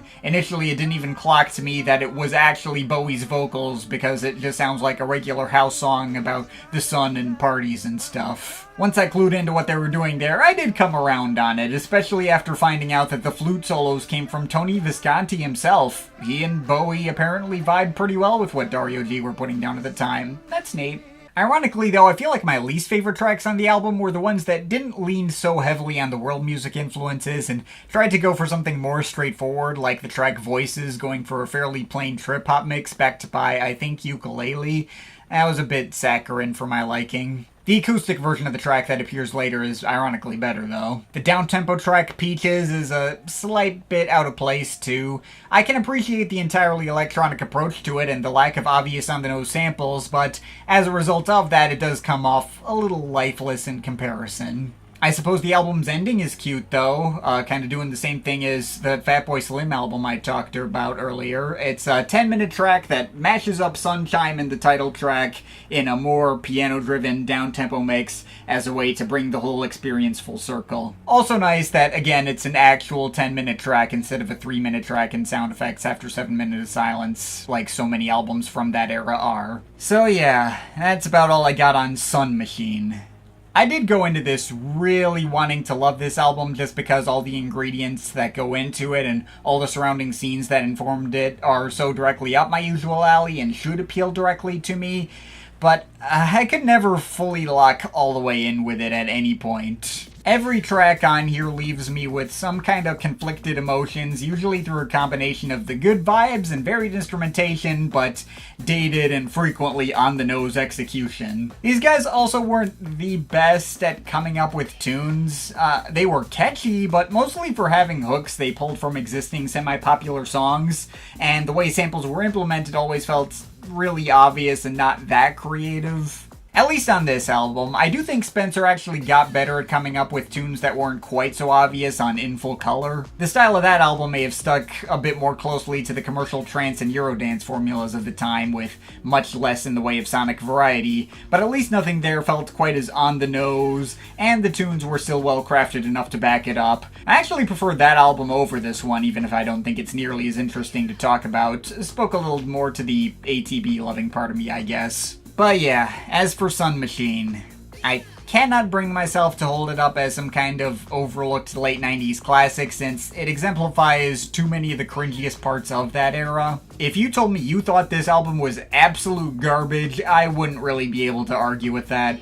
But I still think it's at least a decent to good album. All the ingredients and sounds that go into it are still in my usual wheelhouse and play to tropes that I do still nearly always have a soft spot for. And again, the absolute lack of irony or cynicism, just going for 100% full sincerity all the way through, I think is able to make a lot of the album's cringiest moments at least a little more palatable. So yeah, I guess take that all as you will.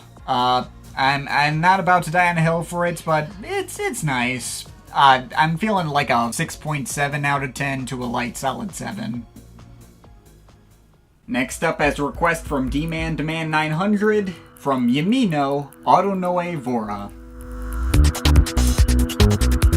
Alright, next up we're going back to one of my most common wheelhouses and talking about one of the lesser known names from the 2000s IDM scene. Yimino is the duo of UK producers Henry Law and Gerald Chadwick Healy.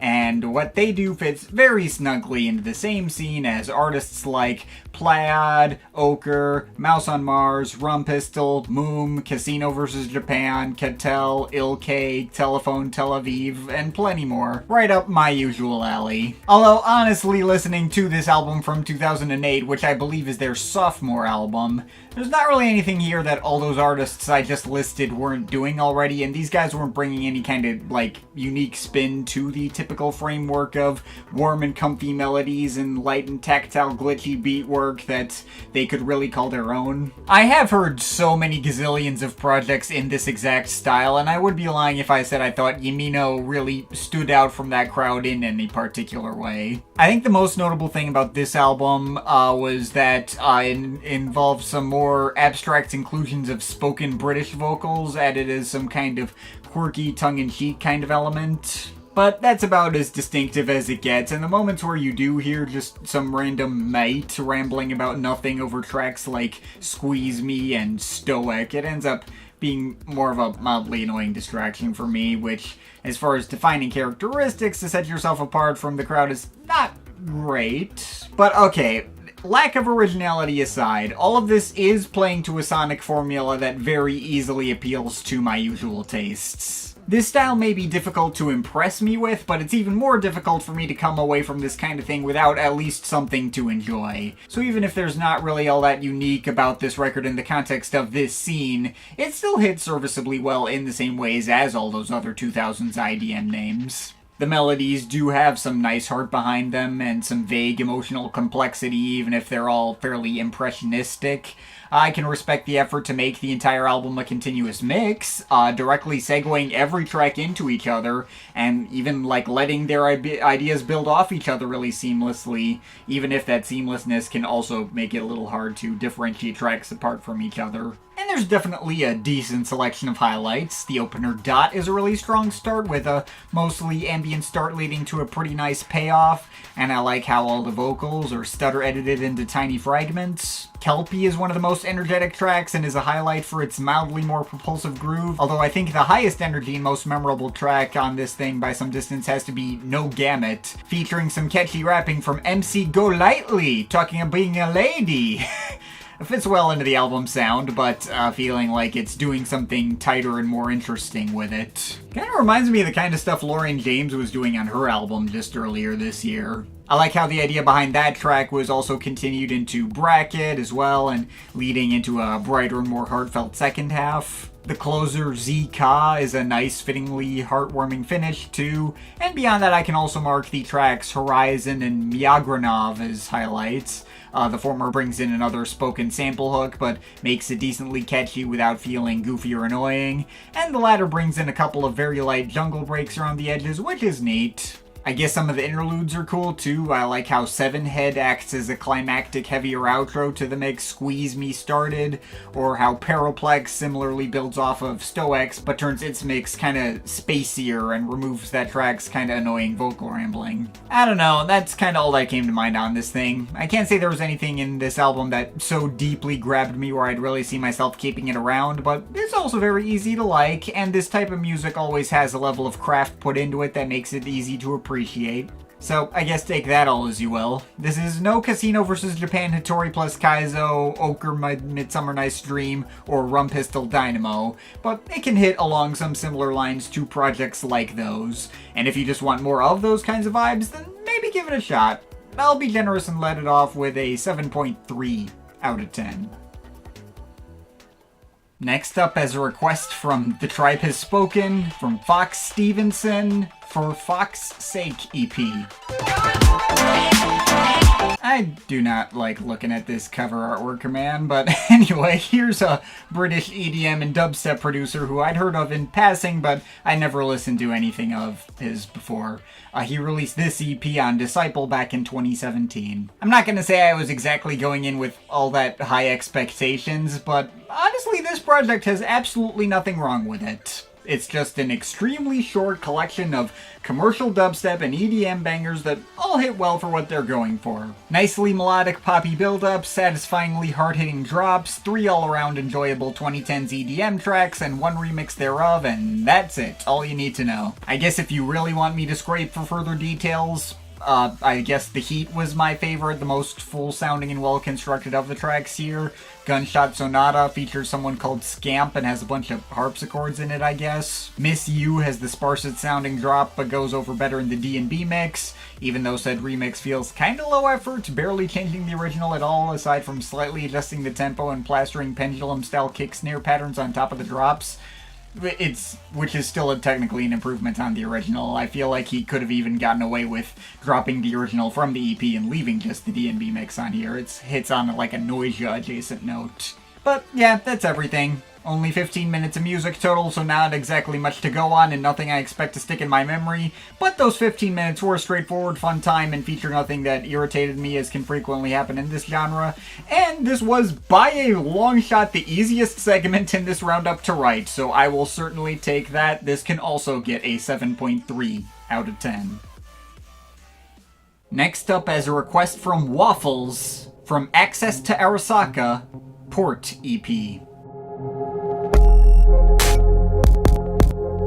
Okay, I guess we had a brief mainstream EDM break for all of 2 minutes. Let's go right back into late 2000s IDM again. Although this project from this fairly under-the-radar Rochester, New York producer is really not in the same lineage as the Yimino thing I just got done talking about. This is much more on the darker, more metallic and cyberpunk-flavored sides of the genre rather than that sweeter, laid-back ochre and mouse on Mars side of things. Which I'm 100% game for, and it certainly doesn't hurt that this EP turned out to be great for me on first listen, and if anything appealed even more directly to my typical sensibilities. The glitchy percussion style does remind me of certain parts of the catalogs of Audiker and Monolake. There's something of a harsher industrial edge to everything while also remaining very tactile and detail heavy, also taking more influence from the early dubstep and bass music scenes at the time than either of those guys typically did. But it also never leans away from the melodies either. There's lots of airy melodic synth pads carrying lots of eerie chords and pianos and stuff, giving this stuff more of an organic edge that actually ends up putting this in surprisingly close territory to the more IDM-ish side of peak period Ultimate records. I'm thinking like Ace Dana's Ley Lines, or certain parts of Olivier Oran's Human. And the production and mastering is pitch perfect to boot. And while all the 5 tracks kinda have the exact same blend of sonic ingredients at their core, they all find just enough of a distinct identity apart from each other, which leads to me enjoying all 5 of them on a roughly equal level. The opener, Zeke Proc 3.40 MC03. Yes, all the track titles are like that. That's probably the most indicative tone setter with percussion mixes being among the densest and most dynamic in the bunch, with the atmospheric pad swirling around it in a really cool way that pulls me in pretty instantly. Second track, 00X Frock 4, leans even harder into the percussion workouts, makes them even heavier while the melodies get a lot sparser, save for menacing bass and some vocal-like pads near the end. Third track, XT 10.20 ZP9 is where the bass music and dubstep influences start to become a lot more obvious in the halftime percussion patterns, despite how fragmented and broken the textures themselves are, and all the glitched up classical piano submerged in bass pads that get really deep and immersive. Fourth track, 40 BWI 340. Takes a similar mix and brings in a bunch of guitars and vocal samples covered in lots of reverb and echo effects for something of a more dub-influenced flavor. And finally, the last track, 5MC04, goes for the most tender emotional note of all, stripping back the percussion more than any other track and focusing a lot more on the airy pads and piano melodies, switching into some rubbery bass and electric pianos in the second half, which is really damn cool. Yeah, this EP doesn't really give me anything to complain about. It is definitely the kind of thing that hits better the closer I pay attention to it and isn't as well suited to passive listening, but I gotta say, I'm all around really impressed with the level of craft and detail on display here, and how easily accessible such an otherwise dark and foreboding abstract style is made. I think I'm gonna have to look into more in this guy's stuff. It definitely got my attention with this one. I'm overall feeling an 8.3 out of 10 on it. Next up, as a request from Velasquez, from CJ Bolland, Electronic Highway.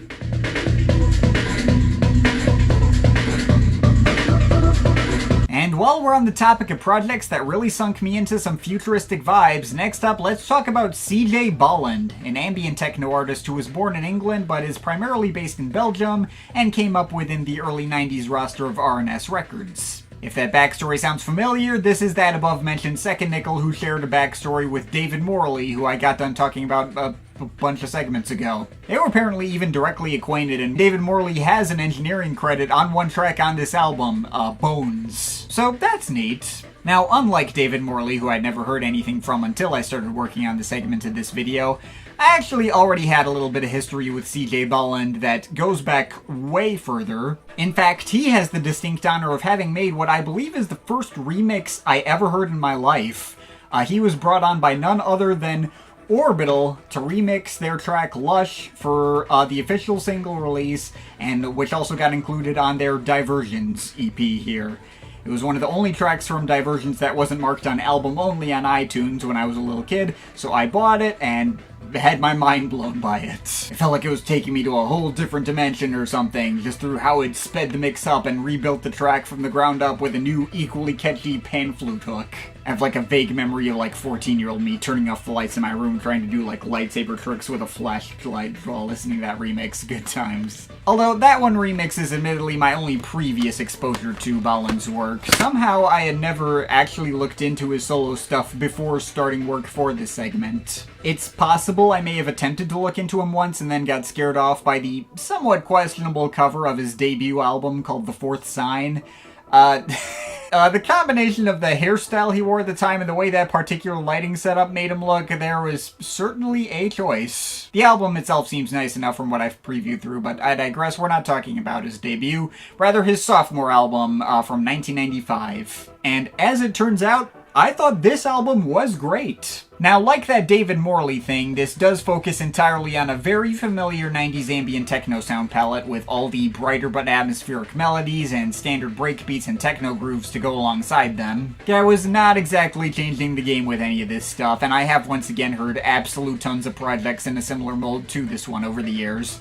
But it's still really nice to get a particular mix in this style that reminds me of why I gained as much of a lifelong fascination with the genre as I did. One that hits just the right balance of both nailing its melodic atmosphere but also being really easily danceable, a classic 90s ambient techno project with all the hallmarks of the style and structured into long, drawn-out, trance-like grooves meant to lose yourself in, but that I can actually find exciting and energizing as well. When I was a really little kid, I was always drawn to electronic music for how it felt like it could transport me into the future or something. It was back in the days when it felt like technological advancements could seemingly do nothing but good for humanity, and the future could feel cool as a concept rather than invoke pure existential dread. And it was always stuff that sounded like this that evoked those kinds of feelings in me. I also don't think there's any clunkers in the track listing either. All 9 tracks here are really enjoyable for more or less all the same reasons, but without ever completely running together. The beginning stretch is probably the best part, starting with a bunch of really investing in propulsive melodic cuts. The Tower of Naphtali makes for a strong attention-grabbing opener with its chiming leads and occasional darker passages. Conspirito has all these catchy chopped-up synth choirs, which interpolate the Vangelis track 12 O'Clock from his Heaven and Hell album. And as much as I mess with some Vangelis, I think I actually prefer Bolland's version over the original. Heaven and Hell was a good album from what I recall of my big marathon of his catalog 5 years ago, but it was also so unbelievably over the top as to make me not really want to keep it around. So I'm more than happy to hear a version that knows what subtlety is. And after that, we get an impressively cinematic 11-minute sword centerpiece Neck Plus Ultra, which may not progress much over that time, but focuses on a mix that feels very large-scale and propulsive with all sorts of cool filtered synth strings and acid synths that sufficiently makes use of that greater length. By the way, I'm obviously going by the original CD track listing for this review. Yeah, I got the CD of this one too. Which I would recommend seeking out over the streaming version, if only because this track gets cut down from the original 11 minutes down to a less impressive 6 minutes, and when I listened through that version on Bandcamp, I could have sworn there was just like a sloppily jarring jump cut in the middle where it was obvious something got edited out. So that's not ideal, but it's not an absolute make or break thing either. It's not like there's a ton of progression over time that's being missed. Also, there's some, like, slight shuffling around of sequencing on that version that while similarly a slight step down from the original, doesn't make that significant an impact. CD version is better, but the streaming version will do in a pinch. But anyway, getting past that, as the album goes on, you start to run into more tracks that get heavier and focus more on the rhythmic elements on average. You still get some melodic and atmospheric tracks like the synth string-backed Zenith, which is a particularly gorgeous highlight, or the album's penultimate sort of climax, Neural Paradox, which runs on for over 9 minutes and builds all these floaty keyboard solos over some propulsive acid-flavored bass grooves. But you'll also run into a track like Bones, the above-mentioned David Morley sort of crossover, which is a pure drum and bass banger, almost entirely focused around fast-paced but fairly subtle jungle breaks, thick but round bass lines, and some other synth textures that feel designed to resemble didgeridoos. That's a banger. You got Catharsis, which, while having the least of a tune of any track on the album by some distance, also features among the tighter and more danceable breakbeat and house grooves with some stabby bell-like synth bass, which gives the mix an exciting edge.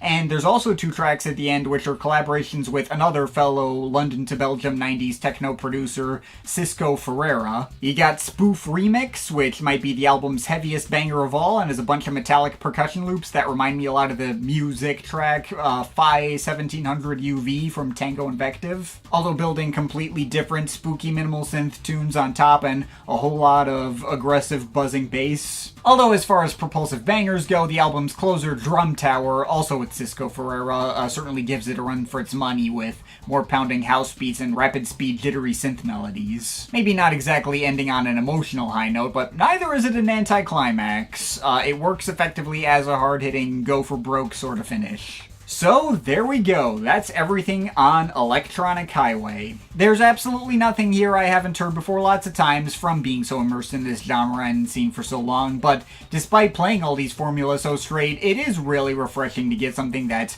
really reminds me of why those formulas appealed to me so much in the first place. As far as this distinctly 90s brand of ambient techno goes, I feel like I can join the general consensus that it is something of an overlooked classic, and one of the best examples of this genre that both really hits on the atmospheric side and the straightforward banger side. Both immersive enough for me to lose myself in while also feeling genuinely exciting for me as well. This one's definitely going to be a keeper for me, and if you're a fan of this style and aesthetic yourself and you missed out on it, then it'll definitely be worth catching up on as well.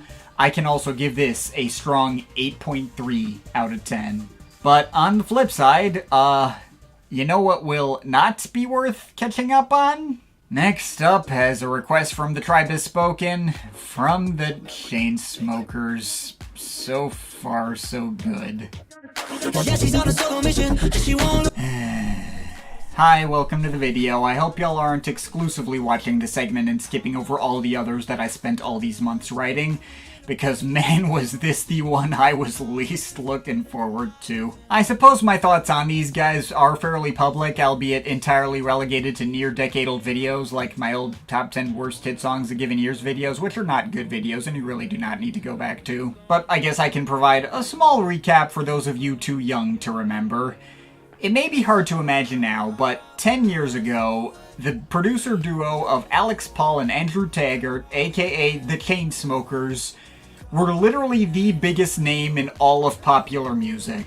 Not electronic music, popular music in general. These guys were legitimately huge in a way that music doesn't really get huge anymore unless you're a big established pop star like Taylor Swift or something. This pair of douchey frat bros making mainstream pop and EDM.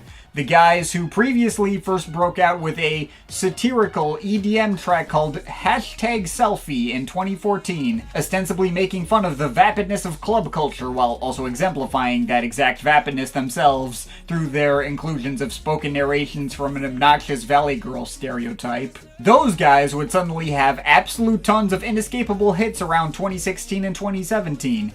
Roses, Closer, Don't Let Me Down, Paris, Something Just Like This with Coldplay, just to name a few. They were absolutely fucking everywhere, and they were the absolute fucking worst. I hated everything about these guys back when they were in their commercial heights, and to this day, I have no idea how they ever got so damn popular. And it's not like David Guetta, where the sheer crappiness could sometimes be entertaining in itself, or at least fun to talk about.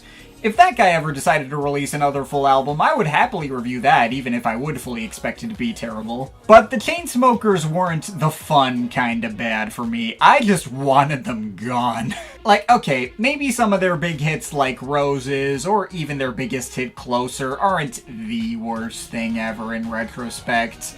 I at least get why other people would like those songs. I also remember their track Side Effects being decent before the entirety of Dua Lipa's Future Nostalgia made it completely obsolete. But, like, 5 out of 10 mediocre pop songs were about as tolerable as it got from those guys when they weren't hitting you with obnoxious-ass farty drops, flavorless EDM and pop instrumentals with no personality, a quote-unquote songwriterly style that just spoke to the most privileged-ass white fret bro attitude. Like how they wrote that song about going to Paris to get away from your parents, ostensibly trying to sell itself as some kind of triumphant song about escaping from the troubles of the world, but stinking of a humble brag about how they can afford an expensive-ass plane ticket like it's nothing, and the trip is also a flex on their haters, with a hook saying, "Let's show them we are better." Also, whenever they brought on female guest singers on their songs, they would always be about, like, damn, that guy from the Chainsmokers is so hot and desirable. There was just like a long-running, underlying misogynistic streak underpinning all their stuff. Pitchfork even lambasted them for their embrace of Silicon Valley tech bro values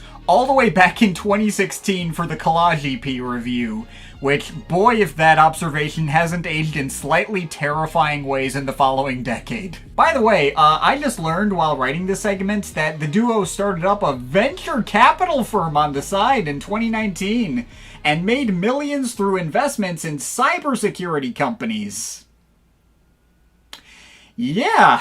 I hate using the term rancid vibes since, as an autistic person, I hate the idea of judging anyone purely off of vibes in general. I mean, people like me are way more likely to be thrown under the bus with those labels by allistic people who want to look like they're so smart and ahead of the curve for getting the wrong vibes out of us or some shit. But if there is one place where I feel like the phrase rancid vibes actually applies, it was these fucking guys. They just seemed like thoroughly unlikable and smug dudes from day one. And unlike Deadmau5, who at least had the courtesy to keep his smug assholery and tech bro bullshit out of the music, the Chainsmokers always put their personalities front and center in their music and made their tastelessness impossible to ignore. At least beyond a certain point, it did become progressively much easier to just ignore they existed. Their debut album, insert played out joke about its title here, featured a whole bunch of self-rip-offs of their existing hits, as well as that line about, "She wants to break up every night, then tries to fuck me back to life,"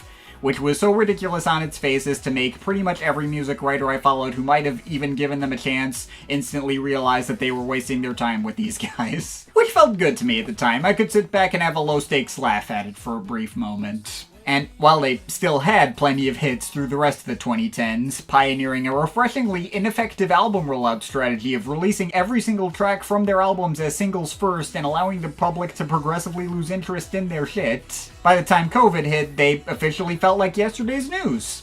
I stopped making videos talking about stuff from the pop charts, and I was happy to never have to engage with these guys again. Even when they kept releasing music, there was just something freeing about seeing the release of this album in 2022 and just immediately moving on and ignoring it. There's a world of music out there made by people who have actual passion for this stuff that I'd much rather spend my time with, so I can just leave these guys to keep selling their 5,000 NFTs and get on with my day.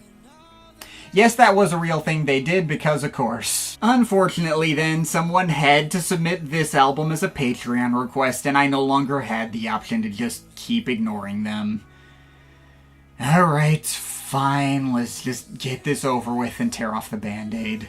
I mean, I guess this album did get semi-decent reviews by some major outlets at the time, so maybe there was a slim chance of a pleasant surprise. No, nope, this sucked exactly as much as I thought it was going to. The nicest thing I can say is that about half the track listing on this thing is completely inoffensive, flavorless radio pop filler that wouldn't piss me off if I heard it over the speakers at a grocery store or something, and I would completely forget exists the second something better came on. Though even the most tolerable tracks on this thing suffer from the fatal flaw of being sung by Andrew Taggart, who as a frontman makes artists like Post Malone, The Kid Laroi, and Justin Bieber look like fountains of charisma and artistic integrity by comparison. Taggart was definitely trying to sound along the lines of those three artists in particular, since they were particularly trendy at the time of this album's release, and he could plausibly get his voice to go somewhere in a similar ballpark.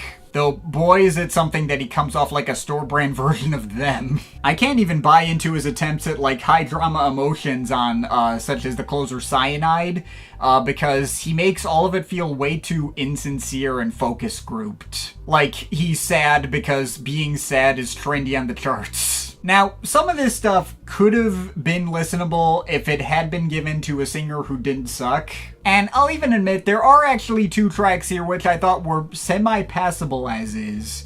Which, hey, that is 2 more than I thought there would be. The track Solo Mission has some nice string sections in some parts, vocoder effects that make Taggart's voice a little more palatable, and some drops that at least have something resembling impact. I would still never willingly go out of my way to listen to it if this hadn't been directly requested, but it does not make me want to die, that's something. Also, the track If You're Serious is perfectly okay, too. Like, if its mix of pop rock and vague trance influences had been given over to, like, I don't know, modern-day Porter Robinson, he probably would have gotten away with it. Would have been pretty mindless and empty by his standards. Porter typically tries a lot harder to, at the very least, make his track mean something more personal to him, but at least sonically and stylistically it could have worked. Unfortunately, there are also several tracks on this thing which are actively difficult to sit through and would have still been unsalvageable even if Taggart wasn't the frontman. Opener Riptide may thankfully not be a cover of the Vance Joy hit like I was afraid it would be,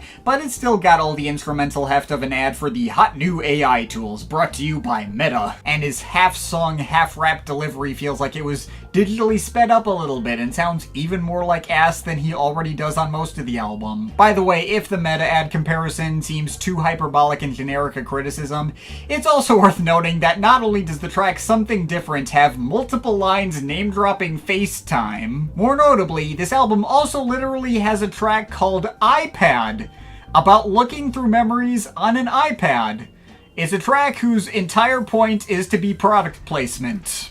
The infamous Kodak bars on Pitbull's Give Me Everything were less shameless than that. Beyond that, the track High is a combination of pop and emo rock styles that could have easily passed for a Machine Gun Kelly song, but also featuring obnoxious flat-ass trap and future bass drops. The track Maradona features some bell-like synths that could have worked pleasantly enough if they weren't ruined by Taggart talking about flying out to Italy to get his Maradona energy, or these completely out-of-place pitch-down shouting rapper samples that don't fit with anything sloppily pasted on top. The track I Love You features some grating, cutesy-ass Japanese voice samples that sound like a Pokemon or something. They also try their hands at some regular old acoustic guitar folk song on In Too Deep, which goes over exactly as well as you would expect. I think there's a line about making their parents proud. Pulling a Tommy Tallarico or some shit, I don't know. But then the last 30 seconds of the track switches up into screaming chipmunk samples and a minimal trap beat, which makes me miss the acoustic guitars. But that's not even the worst track. I think the worst track is probably Testing, which is primarily an atmospheric emo trap song, along the lines of what Skrillex did on his Don't Get Too Close album the year after, but somehow managing to make things even worse, with the most grating-ass chipmunk vocals and an unflattering drop that gives me war flashbacks to Jack Hughes' Take You There. And then suddenly at the end they just start singing that pure imagination song from Willy Wonka and the Chocolate Factory, out of nowhere. Duringness of the insertion aside, boy have these guys not earned the right to invoke imagination in any context. I have yet to see proof their understanding of the concept goes further than being the thing that creatives like them do in order to make good, profitable content. So yeah, that's about all I got here. Christ, at least Memories Do Not Open was funny. There was some level of catharsis at the time that album came out when everyone could so easily recognize how ass it was, and it didn't feel so tied to the tech culture bent on destroying the world right now. This album I'm just kinda resentful that I had to give it the time of day at all to fulfill this request. Like, no shit, I wasn't going to like a Chainsmokers album from 2022. I didn't need to waste my time listening to it to figure that out, let alone sit through it in full twice in order to write things about it. Is it completely devoid of redeeming qualities? No, there are still exactly 2 tracks I think are listenable, and maybe like 3 or 4 other tracks or even parts of tracks that could have worked if they had come from anyone besides the goddamn Chainsmokers. Tracks where, for example, it had Skrillex's name on it instead. They still wouldn't be good, but it wouldn't instill the same allergic reaction the Chainsmokers name and branding instills in me. Also, the whole thing is competently mixed and mastered and bows out after a reasonable 45 minutes. Which are not things that, say, Tiesto's Kaleidoscope can attest to, so this technically has the ability to clear that extremely low bar. But holy shit, aside from that, this was fucking miserable. I might technically have more respect for what Kaleidoscope represented, if only because it was more of an actual risk for Tiesto. This was like the product of a marketing department who wants to sell me their large language models and or expensive consumer products I can't afford, and has only a fleeting familiarity with how regular humans think. This album feels like listening to a 45-minute long ad break. If other people got anything of substance to enjoy out of the listening experience, great for them. I'm not gonna pretend like I can even fathom how, let alone how that AllMusic review reached the conclusion it did without being held at gunpoint. But if someone did find genuine meaning out of this stuff, I don't want to take that away. Good for you, you've done something I couldn't accomplish. However, I suspect the real reason this was sent in was because the requester knew full well that it was going to result in a hyperbolic dunk fest, and me pulling out the extreme end of score ranges that I almost never pull out. I'm aware the amount of reviews I've given out with a score in the 3 out of 10 range or lower is extremely small, like maximum 11 or 12 total out of the literal hundreds of reviews I've published over the entire past decade. But that's simply because I derive no joy out of dunking, even when it's on targets as absurdly easy as these guys, to whom I don't foresee myself getting any backlash for clowning on. Like, who's gonna defend the fucking Chainsmokers? I would much prefer to listen to music I can actually get enjoyment from, or at least recommend to people, support people with actual passion for making art. This kind of review is no fun for me to write, I'm gonna be real.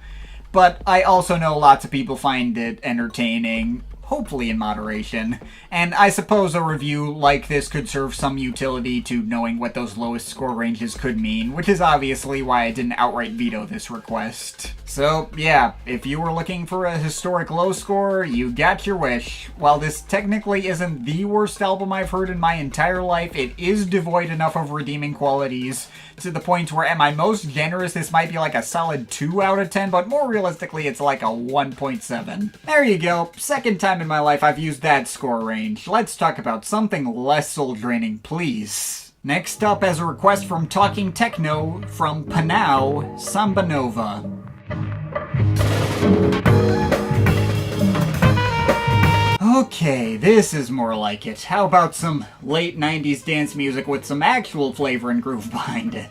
PNAU is an Australian outfit, currently the trio of Nick Littlemore, Peter Mays, and Sam Littlemore, although at the time of this project's release it was just the duo of the former two. You may know of PNAU through their having done a remix for a Dua Lipa and Elton John mashup called Cold Heart, which became a surprisingly massive international hit about 5 years ago. Even charted in the Billboard Top 10 in the US, which is very rare for a dance hit, especially in this day and age. You may have also heard of Nick Littlemore's other popular synth-pop band, Empire of the Sun, which had a big hit called Walking on a Dream, and also seemed to pop up semi-regularly on the top of the iTunes electronic charts a while back. These guys are not exactly household names, but they have become pretty dang popular and successful in more recent years. Those big hits were my only previous exposure with these guys' work. I haven't heard any of the other more recent PNAU albums besides this debut record of theirs from 1999, which, by the way, you will not find on streaming services from what I could find. Apparently, this album had to get pulled from the shelves when they couldn't clear all the samples.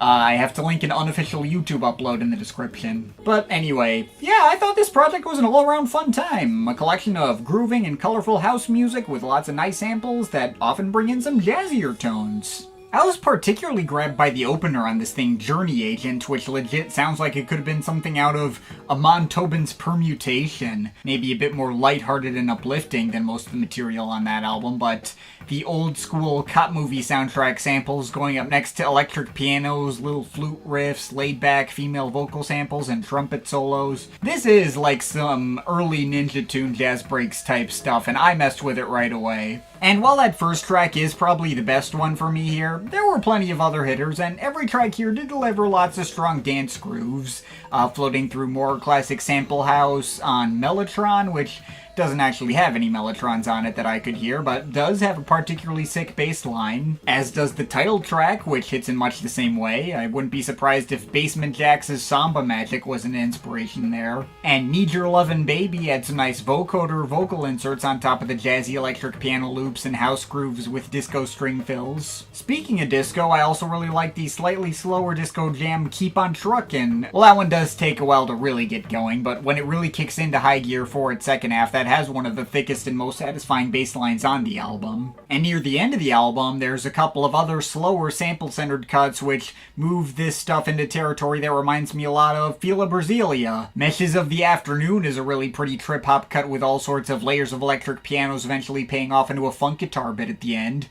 and Arthur's Pizza feels like a step away from a dub track. The guitars and bass lines feel like they could fit for that kind of framework, although they're shifted around to make something mildly more old-school funk flavored. So that's all cool. Now that's not to say that every track here hits as hard as the next. I initially found the funkier guitars on Hard Biscuit to be really fun, and does still have a strong stomping groove, although maybe the vocal sample on that one did get a little annoying. The track Discone, or Disc 1, kind of does a similar idea better anyway. The vocal sample on that one is a lot more upfront, talking about injecting an experience into your mind or whatever. But somehow that one didn't wear out on me quite as easily. Beyond that, there's also a handful of tracks that just don't really stand out to me. Direct Drive and The Red Tapes have a lot of spacey deep house grooves, but don't feel as catchy or well-textured as other moments here. The latter in particular felt a little on the empty side in comparison with much of the track listing. The original version of the album also included a track called To Hear Your Love, or more specifically a remix of said track by John Hardy, which hit me in a similar way of being some nice laid-back and danceable deep house grooves, but not among the most flavorful in the track listing. And of course, since this was an album that came out in 1999, we gotta do the hidden track gimmick for the last track too, which is called The Last Track. I guess at least the implementation of that gimmick wasn't nearly as annoying as it could have been. Out of that 10-minute total running time, the main core of the track is almost 8 minutes. Kind of a more chill electric piano-driven down-tempo cut. The silence before the hidden track is just under a minute, and the hidden track itself is a surprisingly striking and hard-hitting collection of banging drum breaks that caught my attention, I think, more than the main track did. I wouldn't necessarily call the last track a major highlight, but that's certainly a serviceable way for the album to go out. So yeah, that's everything on Sambanova. While this isn't anything precisely life-changing or anything I haven't heard in these genres plenty of times before, this is a really nice collection of jazzy sample flips and dance grooves that are very easy to like and don't really offer that much to complain about. It's just some solid, well-made dance music, and that's it. If only laws around sampling weren't so damn strict and people could make these kinds of projects without having to worry about litigation or getting pulled off the shelves as happened with this album, I think the world would be better off for it. Even if this isn't anything all that out of the box. In any case, if you just want some good and fairly chill and easily palatable dance music, then I can co-sign this as being worth a shot. I'm feeling a strong, 7.5 out of 10 on it. Next up, as a request from Vladi Vivaldi, from Tomcraft, Muck. Okay, second to last artist to talk about today is the late German DJ and producer Tomcraft. This guy was primarily active through the 2000s, putting out combinations of trance and progressive house that had some much heavier and harder-edged electro influences than much of the scene at the time. Sometimes also influenced by 80s synth pop, or even taking some very mild cues from industrial or EBM. Usually working in collaboration with co-producer ENIAC. Tomcraft had gained a decent amount of acclaim and success in his lifetime. His track Loneliness went to #1 in the UK, and he had plenty of other hits in his home country, although his output slowed down fairly significantly throughout the 2010s and beyond, until his eventual passing in 2024 at age 49, so RIP to him. He put out 4 albums in total while he was alive. They all sounded pretty similar to me. I think my favorite was his debut from 2001 called All I Got, since it's retained the most propulsive trance sound, even if a few tracks here and there got a little goofy with their inclusions of vocal samples. His albums Hyper Sexy Conscious from 2006 and For the Queen from 2007 were fun too, but mostly disappeared from my head, even if the latter had quite a few notable collaborations, including with Xavier Naidoo and the lead singer of the band Bad Touch, among others. But the album actually requested for this segment is his second album from 2003, Muck, which is also his best-selling album featuring his biggest hit. And probably the poppiest and catchiest of his 4 albums, retaining the most dark 80s electro sort of feel. Also the album in which he works the most closely with co-producer ENIAC. This might technically be a little more that guy's album than Tomcraft's, what with there being a couple of tracks being produced by ENIAC alone and featuring his lead vocals. Although there wasn't a major difference in sound between Tomcraft's productions over the years with or without ENIAC. Now, the big hit, Loneliness, is a good song, kind of carrying that sort of darker and edgier 80s sound with a decently catchy hook from guest vocalist Vivian.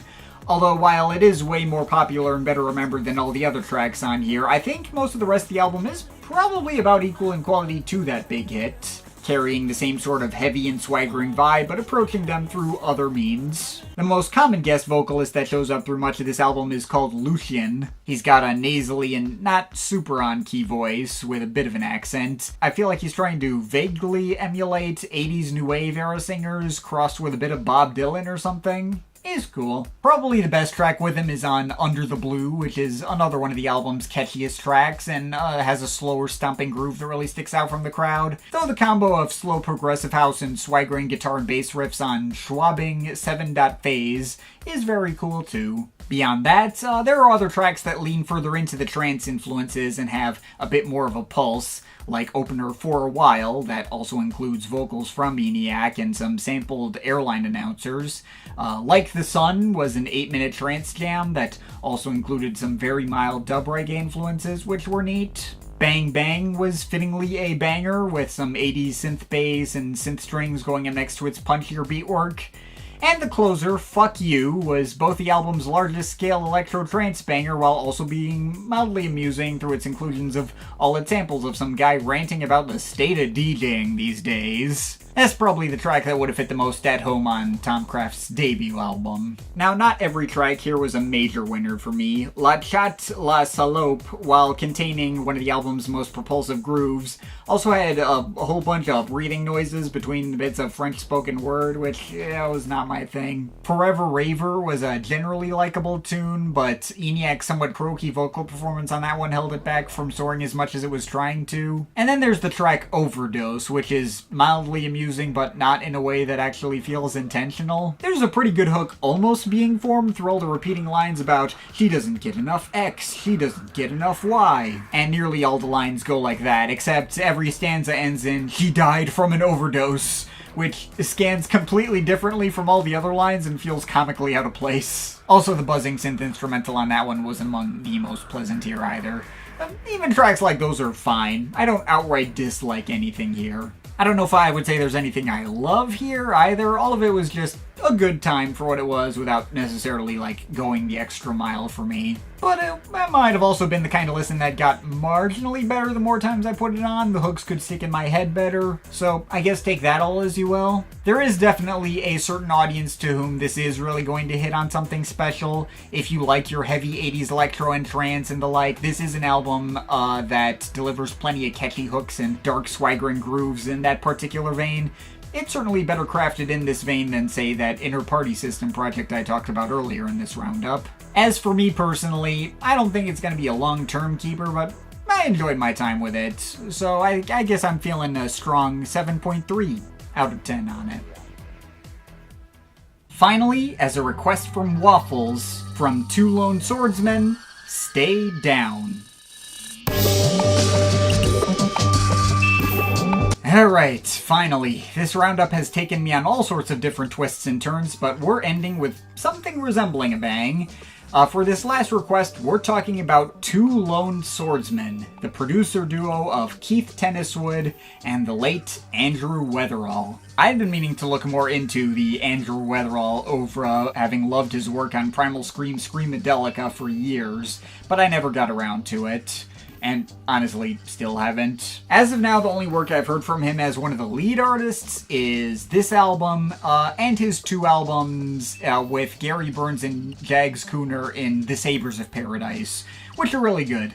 Sabersonic in particular is a great mix of ambient techno and dub with some really strong grooves. Though this segment isn't actually going to have a breakdown of his career or the Two Lone Swordsmen back catalog or anything, I also haven't heard anything from Keith Tenniswood solo. He's put out a decent amount of work under the name Radioactive Man. Perhaps I may have to look more into all that stuff another day. But I am happy to finally get to hear my first Two Lone Swordsmen album, having known about their work for a long time and seeing their stuff held up as classics in the scenes and genres I'm most well immersed in. This is their second album together, released in 1998. And I can confirm it's a great time. Now, the blend of ambient techno, abstract instrumental hip-hop, and lots of heavy dub influences may not have been anything super groundbreaking for the specific time it was released, but it was a particularly well-executed blend of it that sounded unique enough to stand apart from the crowd. This album was trying to evoke some sort of submarine vibe through the album cover, and I feel like the music ended up matching that cover pretty well. While this is the kind of listen that can fall in the background for me fairly easily, much more centered around atmosphere than actual tunes, there's always an interesting blend of sounds on any given track that can feel really subtly striking if you are able to pay closer attention. And some moments are quite striking even when I'm not giving it my full attention. Opener Hope We Never Surface has all these really subtle electric piano progressions and fuzzy lo-fi noise effects that feel kind of Boards of Canada coded right around the time BOC were just starting to become a thing. The Big Clapper has some of the album's most obvious dub influences in the way these mildly off-kilter major key, I guess, organ sounding pads go up next to various playful bassier synth blips, adding up to one of the album's most obviously melodic moments. Ivy and Lead, meanwhile, goes for a much jazzier sounding approach with all these cool loops of upright bass and vibraphone going up next to old-timey soundtrack string samples and stop-start abstract beat loops. That one's really cool. The album's longest track, No Red Stopping, may center around a clattering beat loop that I feel may have been semi-repurposed into royalty-free loops I've come across years later, but still feels breezy and propulsive, and all the cinematic pads surrounding it are quite subtly gorgeous. Also, pretty much everything in the album's last third was really cool too. Like the Last Flare had one of the more up-tempo drum machine grooves with some of the album's more textured melodies made out of ghostly organ-like pads, vocal-like effects, and classic 90s IDM melodic blips. We Discordians Must Stick Apart has off-kilter bass loops going up next to dramatic synth strings in a cool, striking way.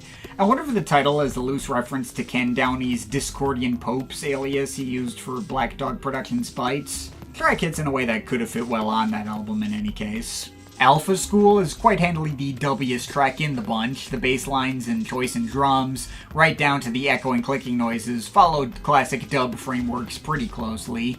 And some warmer melodies and strange, metal door creaking sound effects come to join in to flesh out the mix. And finally, the album ends pretty climactically with As Worldly Pleasures Wave Goodbye, another one of the album's more subtle moments, featuring a lot of buzzing and squelching effects, acting in lieu of percussion, but building up into plenty more cinematic-feeling melodic pads that feel very chilling, but also comforting, and really surround the mix in a cool way. Now, there are other tracks that stand out less to me, but even these still all hit for what they're going for. The track In Clouds, dubby trip-hop breaks, and mild, barely melodic kalimba textures feel like the functional album opener and tone setter, and while somewhat on the emptier side, still feel pretty intriguing in their mildly abstract construction. And similarly, We Change the Frequency may not have had that much to it outside of its core drum machine loop and buzzing bass line, but the groove on it does certainly slap.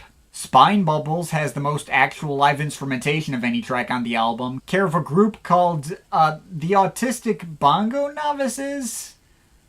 A bit of a questionably aged name there. The instrumentation isn't really produced to sound live on that one, though. It's made to sound more MIDI-ish than I think it really is. But the jazzy drum loops, strange effects, and ambient pads that melodically call to mind certain darker moments on Aphex Twin Selected Ambient Works Volume 2, like Tree and among others, do make for an especially mysterious and interesting blend. One of the more unique sounding tracks in the bunch for sure. And Mr. Paris's Monsters, while possibly the track that stuck out to me the least in the bunch, features all these playfully skittering beats and airy pads that feel meant to replicate scuba breathing, alongside some lighter melodic textures, which is pretty neat. So yeah, that's everything to go through on Stay Down. I don't know if I'd go so far as to call this album like an all-timer. I have heard loads of albums in a similar ballpark to it that can hit on a deeper emotional note for me, but also as many similar albums as I've heard, I wouldn't say I've heard another album that sounds exactly like it or combines these particular influences in this particular way. It is a really creative and consistently interesting mix that I could very easily see being in all-timer territory for other people. It certainly features all the aspects I found the coolest in Weatherall's production on Screamadelica, while presenting them in much more abstract frameworks. And, yeah, I all around had a great time with it, so I guess I'll leave it at that. I'm overall feeling a solid 8 out of 10 on this. So, there we go. That's finally everything in the roundup. Yeah, this took 3.5 months to put together, but I'm not burned out at the end of it. I'm optimistic for how this format could end up working in the future. Slightly terrified about what's going to happen when the schedule reopens, but I guess we'll just see how that goes. But of course, this is all just my opinion. You can feel free to disagree with it, but I'd like to hear your thoughts, so leave the comments in the comment thing down there. Shout out to my Patreon supporters. They're awesome people. You want to add yourself to that list, or make me review something. Link to my Patreon is in the description. But yeah, that's pretty much it. That's all for today. See you next time.